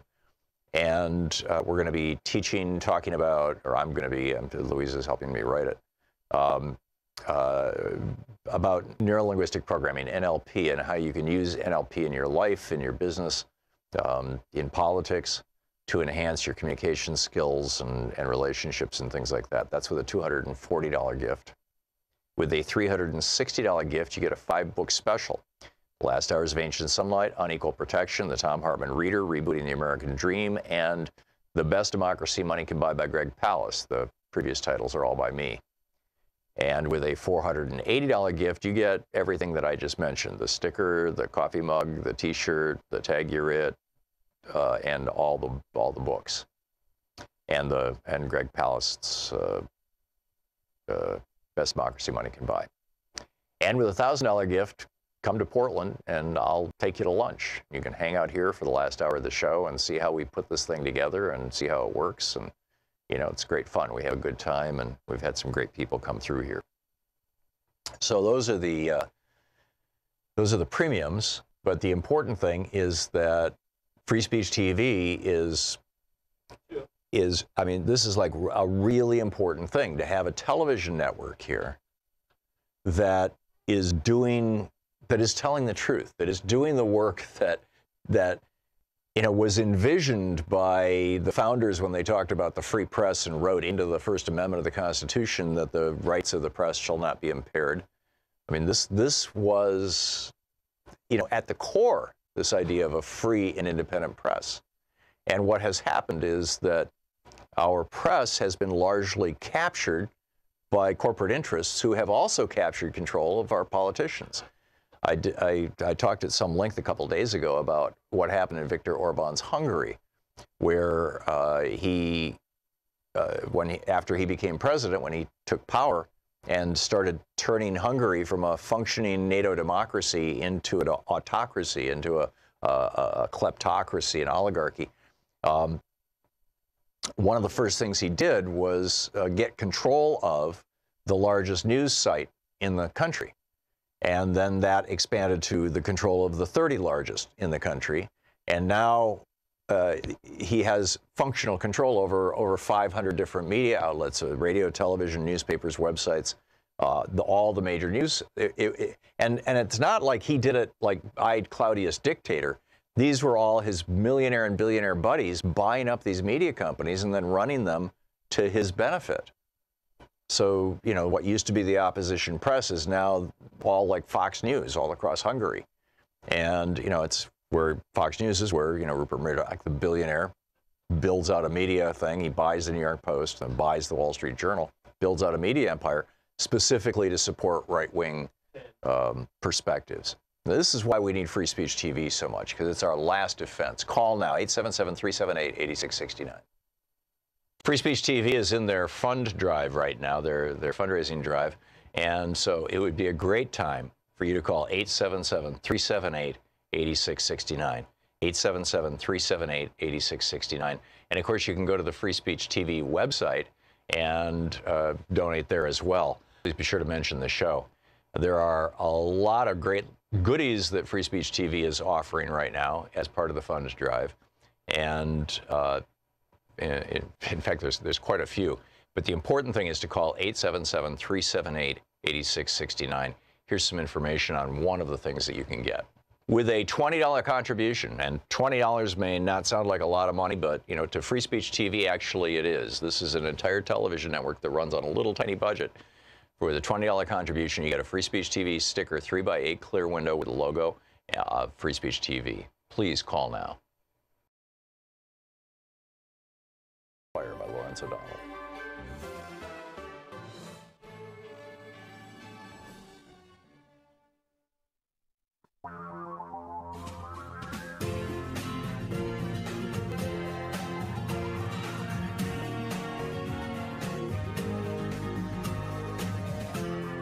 This is the Thom Hartmann Program. Welcome back. It's Anything Goes Friday. Bill in Portland, Oregon. Hey, Bill, what's on your mind today? Hi. Thank you so much for what you're doing and for taking my call. When people campaign for public office and knowingly, deliberately tell lies to get elected and then turn around and deliberately do things only to benefit themselves and their friends, it should be treated as a federal crime for defrauding the American people at the level of treason. Well, I think politically it is. There's the Supreme Court on numerous occasions, I mean, going back to the founding of the Republic, has ruled that the broadest of the free speech protections, the broadest category, the broadest area where the government is not to intervene in free speech is political. So if somebody, you know, campaigns on health care for all, and as a lot of Republicans did, and then when they get in, they start trying to, you know, ration Medicaid and kill Medicare, you know, they can simply say, oh, I just had a change of opinion. And, you know, you're entitled to do that in America.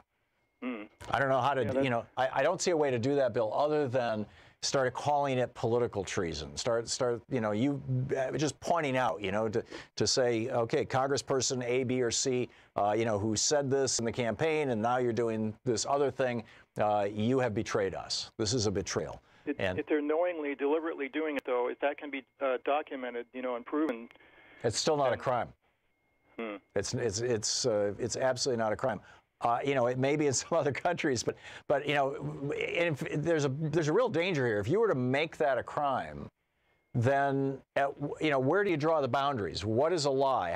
What if somebody implies that they like a particular kind of legislation, but then does the opposite? What if they supported some? Yeah, I mean, it's like, at what point does it become a criminal act?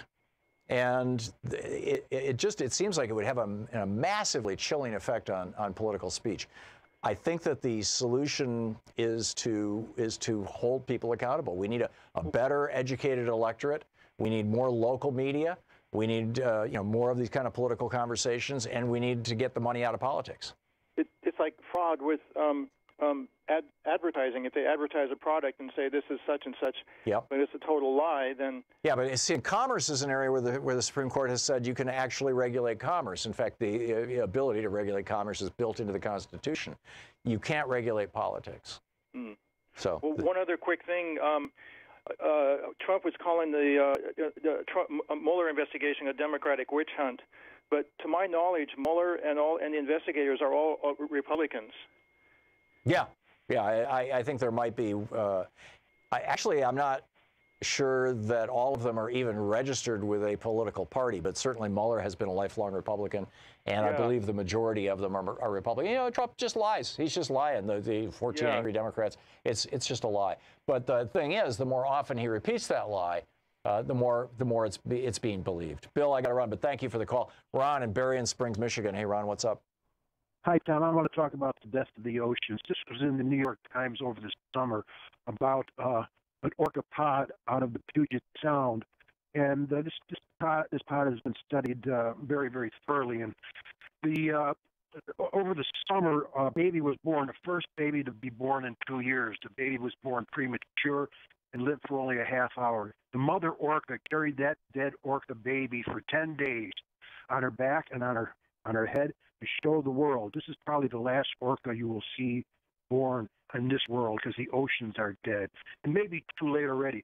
Because the orcas, Tom, have a higher brain section of empathy than humans, okay? And the orcas know they are being watched. They know because their young have been captured by SeaWorld, and it's been documented on Blackfish. And, I can't help saying, have we, destroyed a higher life form than our own? Maybe, they evolved first, and they said the ocean was enough for us, and they let humans continue on their path of destruction. Yeah. But something to think about. Orcas, whales, dolphins have large and complex brains, particularly orcas and other kinds of whales, and we're killing off the oceans. I can't dispute it, Ron. All I can do is ring the fire bell and say, One more thing, if I may. You were discussing Democratic candidates for president. I think a sleeper and a sure winner with Tammy Duckworth from Illinois, Senator Tammy Duckworth, an Iraq, a war veteran, or Afghan. I get confused with all these imperialist wars, but she lost both her legs in a helicopter where she was the pilot. And she's the one who coined the phrase, President Bone Spurs. No, Corporal Bone Spurs, yeah. Yes. Yeah, Tammy Duckworth is great. She's absolutely great. And I would support her in a minute. Ron, thanks for the call. Gary in Minneapolis. Hey, Gary, what's up? Hi, Tom. I'm a beekeeper. Mm-hmm. Well, I don't do very much of it anymore, but I did it for years. And I know that these neonicotinoids were at the time the major problem with the depletion of. Yeah, for the bees. Yeah. Yeah, with colony collapse disorder. But another thing, I'm 73 years old, and when I was a kid, and we'd go out driving in the countryside, and there would be tractors disking or plowing, there would be hundreds of birds following the tractor, eating the bugs and eating the worms. Mm-hmm. And 30 years ago, I'm a duck hunter, and I used to go out in the country all the time. And this is 30 years ago, before the global warming thing was even on the, something we talked about. Yeah. There were no birds behind the plows anymore. Hmm. And that was because we've killed the soil. There's no worms, there's no bugs left in it. Yeah, it's not soil anymore, it's dirt. Soil is a living thing. It's filled with carbon, it's filled with life. 1 square foot of soil, 2 inches deep, 1 square foot of healthy topsoil contains over 150 species of mites, just of mites. Yeah, not anymore. Yeah. And that was due to now the global warming thing is even. Yeah, but that was just industrial agriculture that did that. Yeah, it was the chemicals with agriculture that was the initial devastation of the insects and the worms and the other things that lived in the soil. Yeah, we are not doing our planet and ultimately ourselves as a consequence of that any favors here, and we've got to wake up and get this thing rolling fast. Gary, thank you for the call. It's a great story. Tom in Seal Beach, California. Hey, Tom, what's up? In my youth, I used to do some technical rock climbing, mm-hmm. and my partner and I, when we decide whether or not to use a safety rope, we wouldn't base our decision on the likelihood of a fall. What made the decision to use the rope was the consequences of the fall. And I think the same logic applies to global warming. Even if you're in the 3% that doesn't believe in it, you should still support doing something about it, because on the possibility that you're wrong, the consequences just are too much. Yeah, and that 3% number, they used to say 97% of scientists agree with global warming. It's now 100%. There are no credible scientists, no legitimate scientists, no scientists who are not in the employ of the fossil fuel industry who disagree about global warming. There are disagreements about where the dangers are and where the rate that things are happening and all these kinds of things. But none of those are substantive disagreements with the large premise. If you look at the population as a whole, though, the majority of Republicans think that global warming is not a problem or might even be a scam.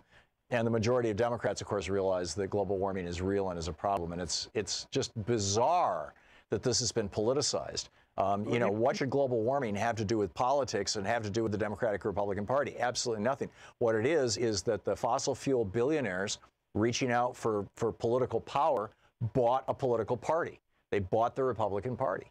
And it's like a wholly owned subsidiary now of ExxonMobil and Koch Industries. And this is like a real destructive thing for both the United States and the world. And so, especially when the things that we need to do to solve it are cost effective today. Most of the things are payback in 2 to 20 years. Yep. And they're going to need to be done anyway. Yeah, no long-term thinking. Amen. Tom, thanks a lot for the call. And it's 15 minutes past the hour. We'll be back with more of Anything Goes Friday in just a moment.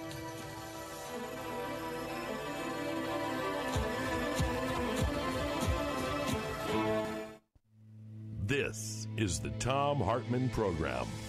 Anything Goes Friday, back with your calls right after this.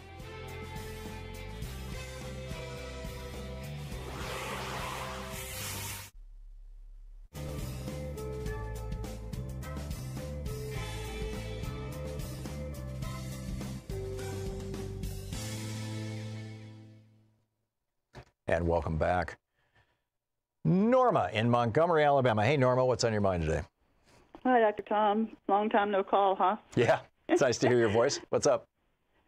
Well, since it's Everything Goes Friday, I want to remind people that this period of time between now and the new year is when the Senate and the House have always done their little dirty deeds because they know that they're not coming back in January. Right. It's happening, by the way, in a big way in Michigan right now. Do you know that story? Well, which one? Well, it's mind-boggling. A progressive group got a ballot initiative put on the ballot, or that was going to be put on the ballot, that said we're going to raise the minimum wage to, I think, $15 or $16 an hour, and we're going to do some expansion of Medicaid, rather. And the Republicans passed a law to do exactly what the ballot initiative proposed. So the ballot initiative was taken off the ballot. And they passed that law specifically so that they could reverse it, which they are in the process of doing as we speak. Yeah, that's what I was mind-boggling. Thinking about. But here in Alabama, we had 4 amendments on our ballot, and one of them is no more abortion law. Right. Abortion's, it's a trigger bill. Right. And criminalizing abortion. If we lose Roe versus Wade, abortion's illegal. But down in it, most people didn't read the darn thing. It essentially puts a pregnant woman under the control of her doctor. And if she does not obey that doctor, or he feels like she is not following his orders, losing weight, exercising, eating the way he says, or taking vitamins or whatever, the baby becomes a ward of the court. The baby at birth or the baby in utero? In utero. So in other words, the woman becomes a ward of the court. Yeah, well, they are more concerned with the baby than the woman, and it doesn't matter whether she has a job or she has other children. If she cannot follow the doctor's orders, that bill will give them the authority to pick her up. Wow. Well, that baby has a 50-50 chance of being a man. I know. So those men in Alabama, they got to look out for their own. Well, that wasn't what I called about. Like I said, people need to be paying attention to what's going on in these next 3 weeks. They are appointing and approving and nominating, appointing, and approving these Republican white racist judges like they did in North Carolina. Yep. And here, our Attorney General, we had over a million Republican votes and over 700,000 Democratic votes, so we won nothing. And, of course, we have an electronic scanner for our ballots. So, that means, you're never going to win anything anyway, as long as the electronic scanners are in the control of the Republicans. But our Attorney General fired the prosecutor who was prosecuting the EPA guy that was resigned a couple weeks ago. He just flat out fired him so he can no longer continue this because the EPA guy was covering up this toxic, it should have been a super fun thing 20 years ago north of Birmingham. But this stuff is going on across the country, and the only way you can stop it is to look at what is going on in the Senate. And please explain to me why a first-term senator would be on the Supreme Court Judicial Committee. You Who's look that? at Ben Sass, and where did he come Ben from? Sass. Yeah. Yeah. Well, it's the Republican Party is grooming him. They see him as the Republican version of John Kennedy. He's going to be the next new thing. He's their Beto O'Rourke. So that's a discretionary thing. It's not purely seniority. It's largely up to Mitch McConnell or whoever's the head of the Republican caucus in the Senate.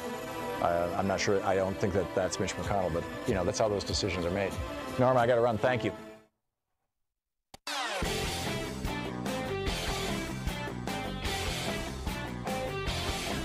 Free Speech TV is in their fund drive right now, their fundraising drive. And so it would be a great time for you to call 877-378-8669. 877-378-8669. And of course, you can go to the Free Speech TV website and donate there as well. Please be sure to mention the show. There are a lot of great goodies that Free Speech TV is offering right now as part of the funds drive. And in fact, there's quite a few. But the important thing is to call 877-378-8669. Here's some information on one of the things that you can get.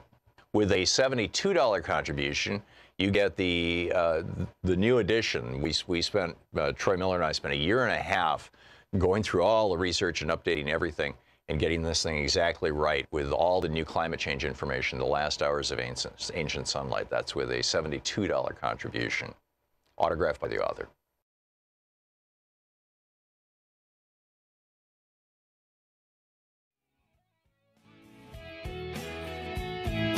Welcome back. Thom Hartmann here with you, and Jeff in Portland. Hey, Jeff, what's on your mind today? Hey, Tom, thanks for taking my call. Great show. Always good to hear from Ro Khanna. And I want to commend you on the excellent expose you wrote concerning our elections last week, and urge you to keep beating that drum. It'd be cool to see if you and Greg Pell could get together with Michael Moore and do some kind of film about it. Yeah. Trying to effectuate some real changes prior to the next election in 2020. There's also a woman on Twitter that you might be interested in. Her name's Jennifer Cohn at Jenny Cohn, C-O-H-N, the number 1. You might check her Twitter feed. She writes a lot of interesting things on election integrity. Yeah, but anything. I'm pretty sure I'm already Friday, following her. I'd like to list what I believe are the 5 pillars, domestically speaking, of a democratic society with economic justice for all, and get your feedback and thoughts. Number 1, health care and the need for national improved Medicare for all. Number 2, free, high-quality public education from pre-K through college. Number 3, living wage jobs with good benefits and union protections. And the last 2 don't get enough attention, if you ask me. Number 4, and this should be part of a Green New Deal, is expanded and electrified public transportation. A lot of studies show, Tom, poor and working class people spend an inordinate amount of time and money just getting back to and from work each day. And number 5, since homelessness, starting with Reagan, has become so normalized, and we see it all over Portland here and on the West Coast.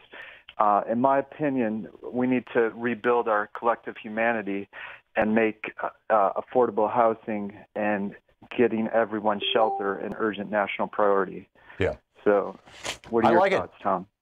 I like it. I think it's a great agenda. Have you seen Bernie's article, the 10 things that we need to be doing right away? Is that the one he had on the Washington Post? Yeah, I did see that. Yeah, it's a couple days old. Yeah. I think it encompasses all 5 things that you mentioned. There are great ideas out there, Jeff. And the good news is that if not an absolute majority, we're damn close to an absolute majority of the Democratic Party being solid progressives. And both of the people who ran to run the Democratic caucus in the House of Representatives, which would be kind of the head Democrat in the House, outside of the Speaker, both of them are members of the Progressive Caucus. And this is all good news, and I think your suggestions are great. Jeff, thanks a lot for the call. Maine in Chicago. Hey, Maine, what's up? Yeah, how you doing, Tom? Good. What's on your mind? Yeah, I just wanted to, since anything goes, I wanted to speak about voter suppression on all levels of society. The local, state, and national. Which coincides with the Electoral College. Right.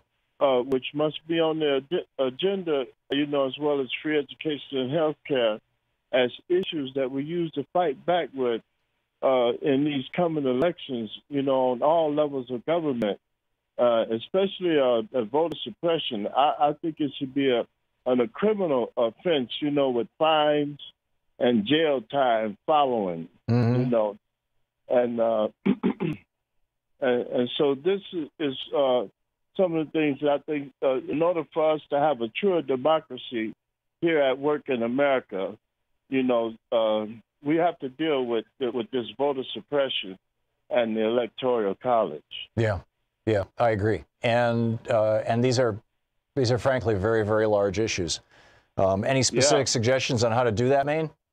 Well, it's got to start locally. Like here in Chicago, we having a mayoral race, so we starting it right here with the we have there's like almost, I think, something like 17, 18, 20 candidates for mayor here in Chicago. So after the smoke clear and the dust settle, and we finally get who we want, we like I was telling them, like the American black here on the west and south sides, we should not give up our vote for nothing. Yeah. The American black should not give up his vote and not get nothing for it. Yeah. And we've been doing that for years. And so now we have a chance, to start it right here.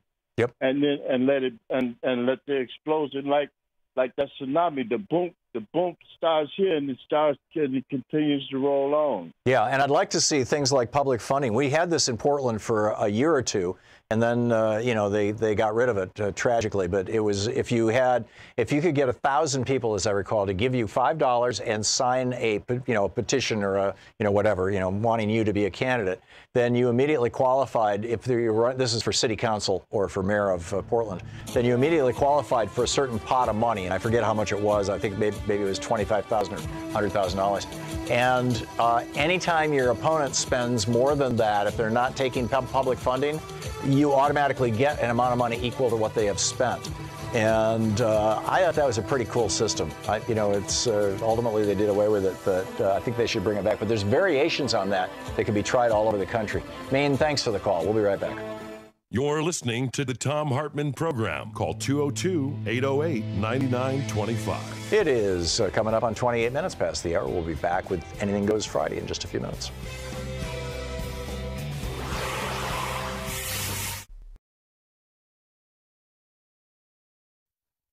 Well, we're off to a good start. Yesterday, we raised somewhere in the neighborhood of a little less than $3,000 for Free Speech TV. Our daily goal is 10,000.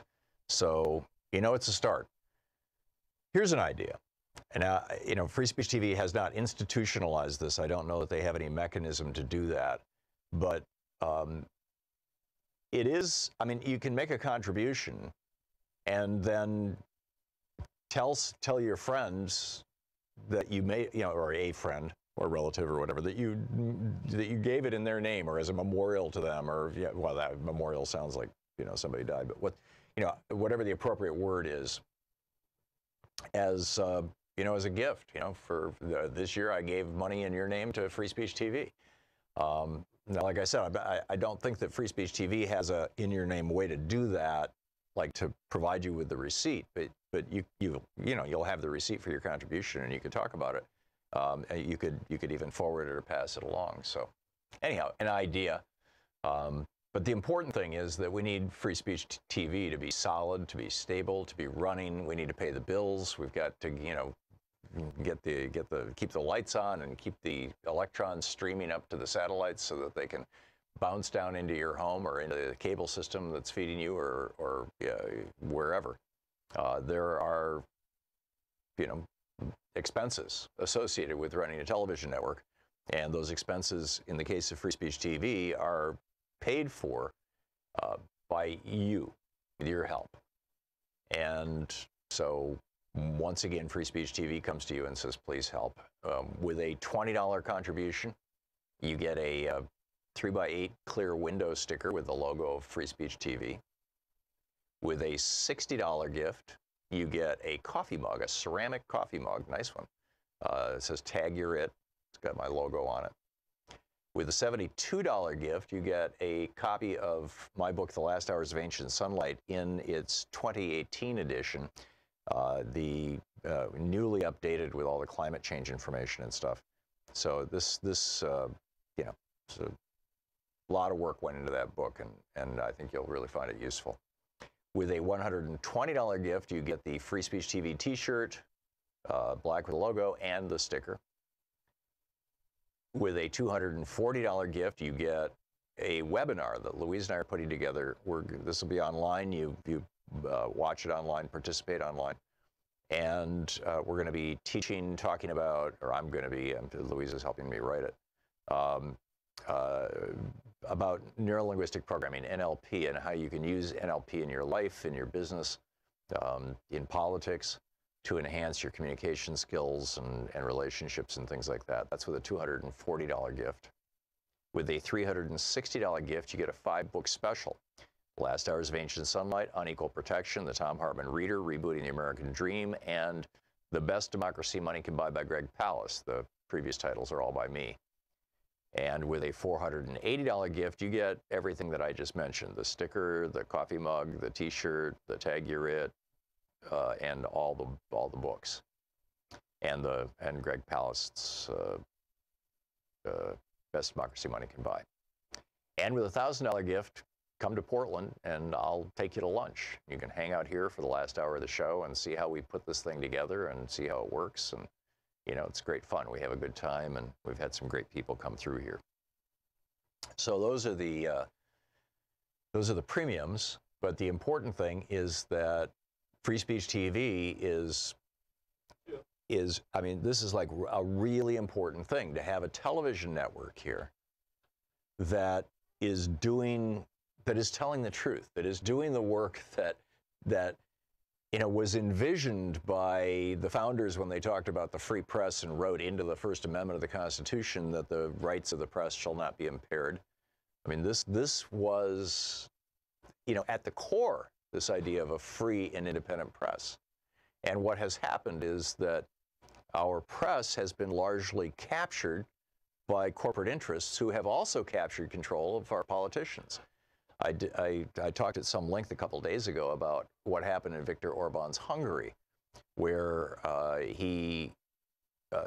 after he became president, when he took power and started turning Hungary from a functioning NATO democracy into an autocracy, into a kleptocracy, an oligarchy, one of the first things he did was get control of the largest news site in the country. And then that expanded to the control of the 30 largest in the country. And now he has functional control over 500 different media outlets, radio, television, newspapers, websites, all the major news. And it's not like he did it like eyed Claudius dictator. These were all his millionaire and billionaire buddies buying up these media companies and then running them to his benefit. So, what used to be the opposition press is now all like Fox News all across Hungary. And, it's where Fox News is where, Rupert Murdoch, the billionaire, builds out a media thing. He buys the New York Post, then buys the Wall Street Journal, builds out a media empire. specifically to support right-wing perspectives. This is why we need Free Speech TV so much, because it's our last defense. Call now, 877-378-8669. Want to connect with the show online? You can find the Thom Hartmann Program on Facebook, Twitter, and Instagram.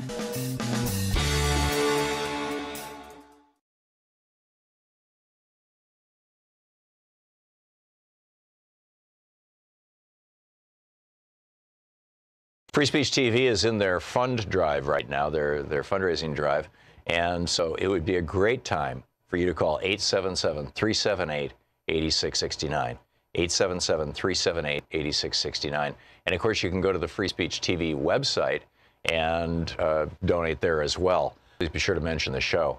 There are a lot of great goodies that Free Speech TV is offering right now as part of the funds drive. And in fact, there's quite a few. But the important thing is to call 877-378-8669. Here's some information on one of the things that you can get. With a $20 contribution, and $20 may not sound like a lot of money, but you know, to Free Speech TV, actually it is. This is an entire television network that runs on a little tiny budget.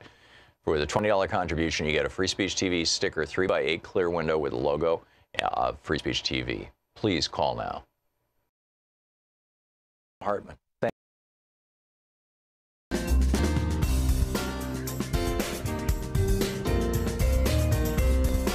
Welcome back. It's Anything Goes Friday here on the Thom Hartmann Program. And Dennis in Bergenfield, New Jersey. Hey, Dennis, what's on your mind? How's it going, Tom? Good. Can you hear me? Yeah, what's up? I was wondering, where's the question? Here it is. So this is about... Actually, Dennis, if you can get your mouth close to the microphone, I'd appreciate it. Sorry about that. So this is about the too big to fail banks. Right. If they refuse to break up, how can the federal government step in and force them to break up or break themselves up? You know, any bank that has assets that's worth more than 3% of the gross domestic product. That's my question. Sure. I'm not sure exactly where the break-off point should be, but you do want to end up with banks that will not bring down your country, and it's not difficult. You just, you do it you could do it legislatively. I think you might be able to even do it in a regulatory way, using the Sherman Act or other antitrust acts or, banking legislation. I'm quite certain that the executive branch has the authority to do this. They would just have to have the courage. But it needs to go. And apropos of that, let me just share a quick story here with you. I've been wanting to get into this today anyway. Australia has gone over 30 years without a recession. No recession. Why is that? Well, there's a fascinating piece about this that NPR did, interestingly enough. Darian Woods writing it up. It's an interview that Steve Inskeep did on NPR with a couple of Australian economists. And they point out that one guy says you can actually win an election by saying, I'm going to be more fiscally prudent than my opposition. What that means in Australia is that during good times, the government sets aside large quantities of money. They actually have a rainy day fund. And then when you have bad times, because they haven't been able to get the cycles out of capitalism, you can't get that out. During bad times, they inject that money at the level of the household as cash. So, for example, in 2009, as the whole world slid into a serious recession, maybe a depression in many places, Australia simply started giving people money. The government was handing out money to people. And plus, they were building schools, and they had this major infrastructure project which put people back to work and injected money. But they also were just basically subsidizing, all the working people in Australia. And boom, they popped right out of it. Germany did something very similar to this. It was called Kurzarbeiten. Arbeit is work, Kurz is short, and so literally in German it meant short week. And the Kurzarbeit program was that the government said to the employers in Germany, there's not demand for your products right now because we're in a recession. So instead of working your workers, 100% and turning out products nobody's going to buy, cut it back to 70% or 60% or 50% or whatever I forget the percentage, it's been a few years, but it was in that neighborhood. Cut it back to this, and we'll make up the difference in their pay. So you pay them, they were working half time, you pay them half pay, and we'll make up the difference. We'll give you the money so that, their paycheck just looks the same, but we're compensating you for half their pay because they're actually not working. And it minimized the effects of the recession in Germany, which was a big deal. So and the other thing with Australia, apropos of your call, is that none of their banks were holding toxic assets. So none of their banks failed. They had no problems in the banking sector in Australia in 2007, 8, and 9. Why is that? Because they're heavily regulated. I mean, this is not rocket science. This is pigs at the trough. We're looking at people who've been basically exploiting the system. Olga in Roxbury, Maine. Hey, Olga, what's up? Hi, Tom. Thanks for taking my call. Sure. Thanks for watching. I wanted to talk to you today about the healthcare crisis. Mm-hmm. I think one of the things that's making it so ridiculous is the cost. The costs just keep going up and up and up. And well, I was lucky enough to be able to have the affordable health care, and that literally saved my life. I had a couple of health care scares, and I used to be insured under my husband's health care program, but he got laid off, and well, actually had to go on disability. He's got Medicare, but I ended up with nothing because I was self-employed. So, but right now the premiums are going up, the deductibles are going up, and it is. The healthcare system in this country. I think the entire for-profit healthcare system realizes that change is coming, and this is another example of the pigs at the trough. They're grabbing everything that they can get that's not nailed down. You know, jacking up premiums, raising co-pays, you know, all these things, absolutely. And that's why the Democrats have put fixing that at the top of their agenda, Olga. So, you know, hopefully we'll see. It's going to probably be 2 years before there's any actual action on this, because the Republicans don't believe that health care is a right. They think it should be a privilege for rich people. But, you know, I really believe within the next 4 or 5 years we're going to see this thing fixed. Olga, thank you for the call. And Jim in Los Angeles. Hey, Jim, what's up? Hey, my friend Tom, Professor, thank you for everything you've taught me. But one, I want to start with a bill to steal my vote, you go to jail. Yeah. That's all. You steal my vote, you go to jail. You suppress my voting rights. Anyhow, but please don't say you get money out of politics. The Koch brothers laugh when you say that. Money is politics. Money is power. You know, but let's make it transparent. Everyone, there's no more dark money. There's light. Well, that was Justice Kennedy's suggestion, and in fact, he wrote it in Citizens United in his, you know, whatever you call it, you know, the opinion, I guess, and that, you know, transparency would solve all things. I don't believe that. If you see ads on TV over and over and over again, regardless of who it says paid for it, eventually you're going to believe it.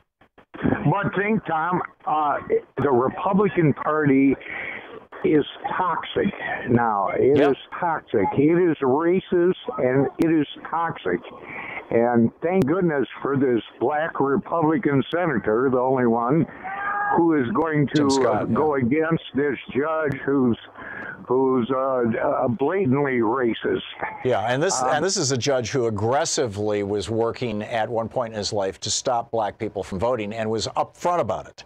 And but I'm guessing half of the other federal judges that the Republicans are putting on the bench were just fine with what this guy was doing. They just didn't initiate it themselves. You know, so if it comes before them as a judge, you know, it's not a good thing. It's really not a good thing. I agree, Tom. Just give me a few more moments. One, I need millennials to realize that when they register, they have to. We are a two-party country. You cannot register green. If you register Democratic, I'm going to start a well, it doesn't matter how you register, Jim. It matters how you vote, unless you live in a state where you can only vote in the primaries if you're registered in that party. Well, Tommy, in the 28 red states where they have voter suppression, I have a solution that I threw to you and Greg Pallas of count your vote.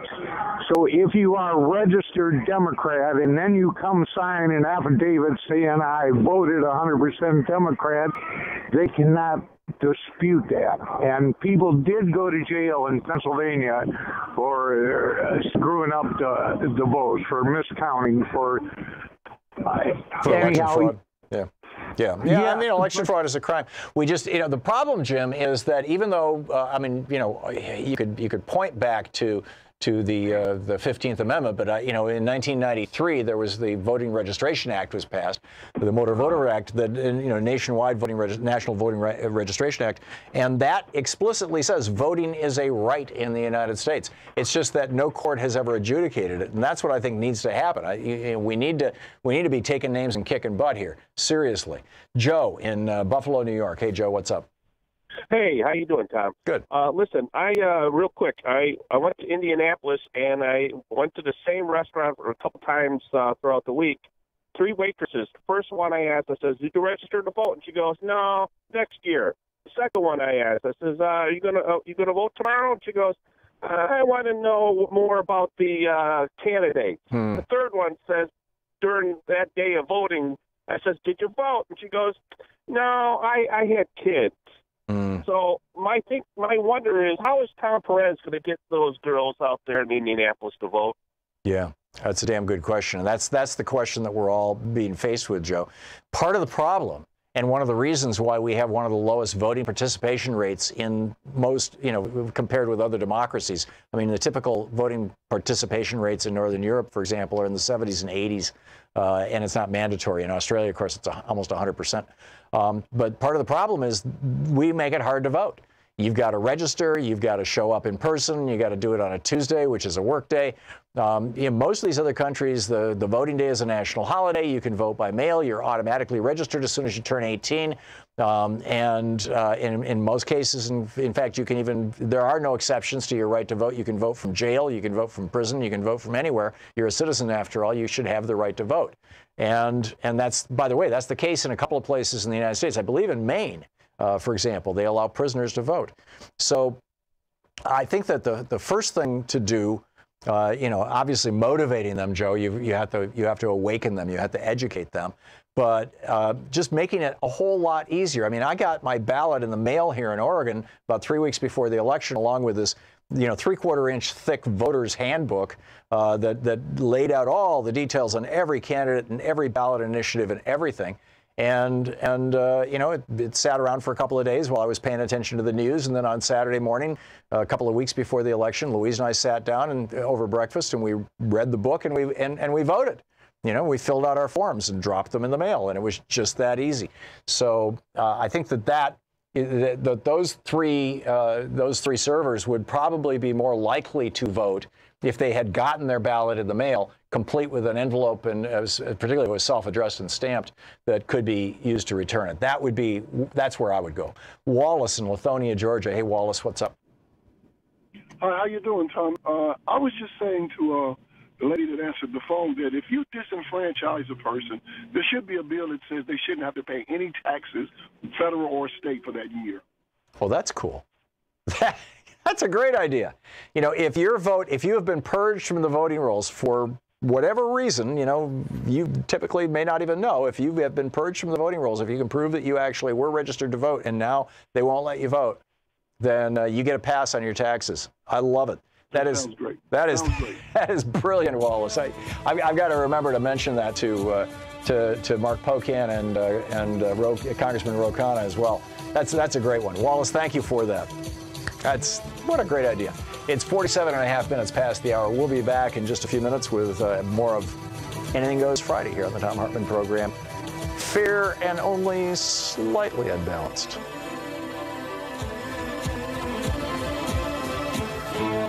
You're listening to Thom Hartmann. Visit ThomHartmann.com for audio and video archives. We'll be back with more of your calls right after this.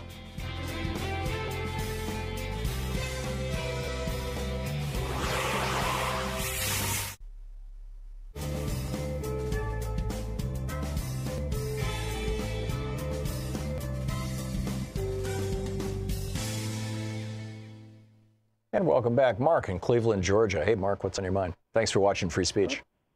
That's Mike, boss. I've got to noticing lately that there's a fair amount of young folks that's superfluous workforce or got issues. And urban camping here is a crime. If you ain't got a home, you go to jail. In Cleveland, Georgia, or in the state? Well, in the state. But the whole point I'm trying to get at is we've got homeless vets. We got 9,000-10,000 of them committing suicide a year. We got umpteen bazillion youngins out here with nowhere to go. But we've got all these tax properties that we, the taxpayers, own. Given eminent domain laws, which are used to put pipelines for foreigners through, and the moral imperative law that I heard was on the book somewhere or another, seems like to me, and I brought it up to the politicians here. They took my idea, went to the state, bought a school for $1, and turned it into a police department.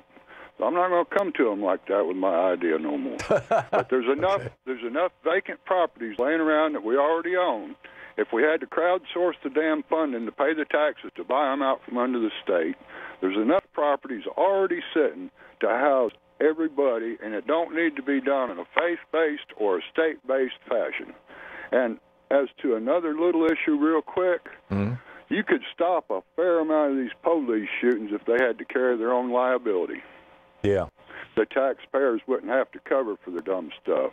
Well, that's they're operating under the cover of law, but it's kind of a separate issue. But on the homelessness thing, part of the problem that we have, Mark, is that there's,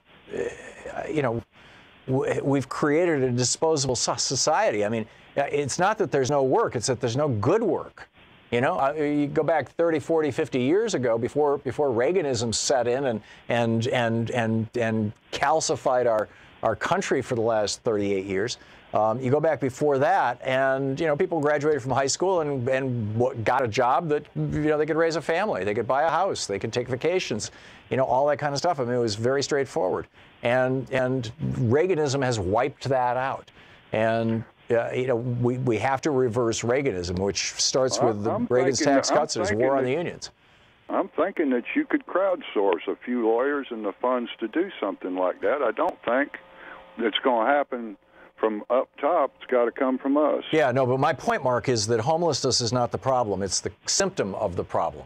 The problem is that we have fundamentally changed the kind of work we do and the way that we pay for that work in the United States in the last 35, 40 years. And that fundamental change has led to an extraordinary excess of workers and a large number of people who really aren't needed. And so, they do, like you said, urban camping. I mean, it's like, hey, I can't get a decent job, so why get any job? But if you could put them up and get them off the street, you wouldn't have to even require them to work if there's no work. But no, I get that, but what are they going to do?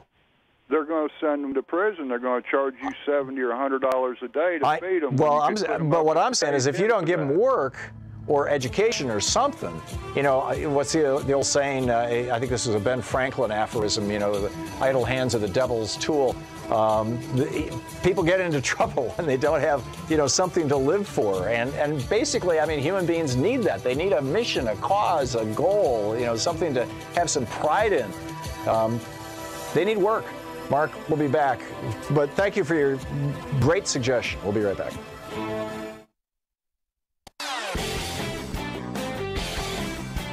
Free Speech TV is in their fund drive right now, their fundraising drive. And so it would be a great time for you to call 877-378-8669. 877-378-8669. And of course, you can go to the Free Speech TV website and donate there as well. Please be sure to mention the show.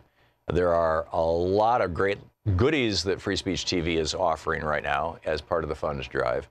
And in fact, there's quite a few. But the important thing is to call 877-378-8669. Here's some information on one of the things that you can get.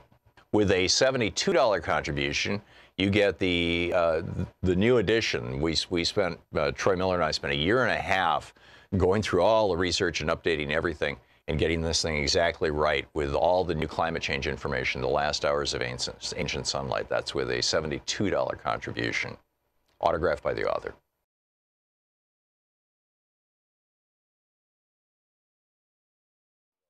check it out. Patreon.com/Thom Hartmann. Check it out. 3 months free. Welcome back. Bill in LaSalle, Michigan. Hey, Bill, what's up? Tom, I was thinking, several people mentioned that we need to get the progressive idea out. And not just the progressive idea. The millennials aren't interested in politics. Right. People love our reality shows on TV. That's how Trump became so popular. Why don't we have a national debate program with people like yourself and other people that on both sides of the issue, make it a reality show, put it on national television, make it interesting, those three waitresses probably could not tell you who was running for those offices in Indianapolis, but they could probably tell you who won that American Survivor. Right. So I don't have the ability to get this to a network or anything, but you might have that ability. Make a political game show. Huh. You know, I think some of our political debate show. Yeah, some of our cable TV has kind of turned into that, but it's you know, everything becomes a reality show. But I do agree, Bill, that you know the parties need to figure, or the Democrats in particular, need to figure out a way to get more entertaining with their information. Bill, thanks for the call. It's a great idea. Maverick in Edmonds, Washington. Hey, Maverick, what's up? Hi, Tom. Hope you and your family are doing well. Looks like we're running out of time, so I'll be brief. Could you please detail to me what you think martial law would look like in this country under the current administration? Whoa. Too big of a question? Well, I mean, martial law, there's different definitions of martial law at law, and in principle, you know, it gets implemented in different ways in other countries. I have never studied what provisions we have at law for declaring martial law at the federal level. I don't believe it's ever been done except by Abraham Lincoln, and he suspended habeas corpus, which arguably was a huge violation of the Constitution, but we were in the middle of a civil war. And, you know, basically it gave the president the right to do whatever he wanted and imprison anybody for whatever he wanted for as long as he wanted, you know. And so I would think that martial law, if it was implemented now, would be probably some variation on that, plus the suspension of elections. I just don't see it happening. I think that this country has enough resilience and enough courage, you know, to work. We'll see. Maverick, thanks a lot for the call. Rick in Manton, Michigan. Rick, we just have a few seconds. You wanted to report from Michigan. Have they stopped the Republicans? Yeah, the people in the state of Michigan, Tom, and thanks, by the way, for all your work in getting this stuff out, but the people in the state of Michigan have wanted to increase the minimum wage. And I'm listening, Rick. Yeah, and the legislatures, they were going to reverse their own law. Did they reverse it, the Republicans? Well, they've got Senate Bill 1171 and Senate Bill 1175, which would give people 72 hours of sick time, but they've reduced that all down to 30 hours of sick time. So they're getting away with it? Yeah, they're getting away. Oh, that's unfortunate. I was hoping you were going to say they aren't. Rick, thanks a lot for the call. Have a great weekend. Tag You're It. Don't forget, democracy is not a spectator sport. We'll see you on Monday. You've been listening to Thom Hartmann. For audio and video archives, visit thomhartmann.com.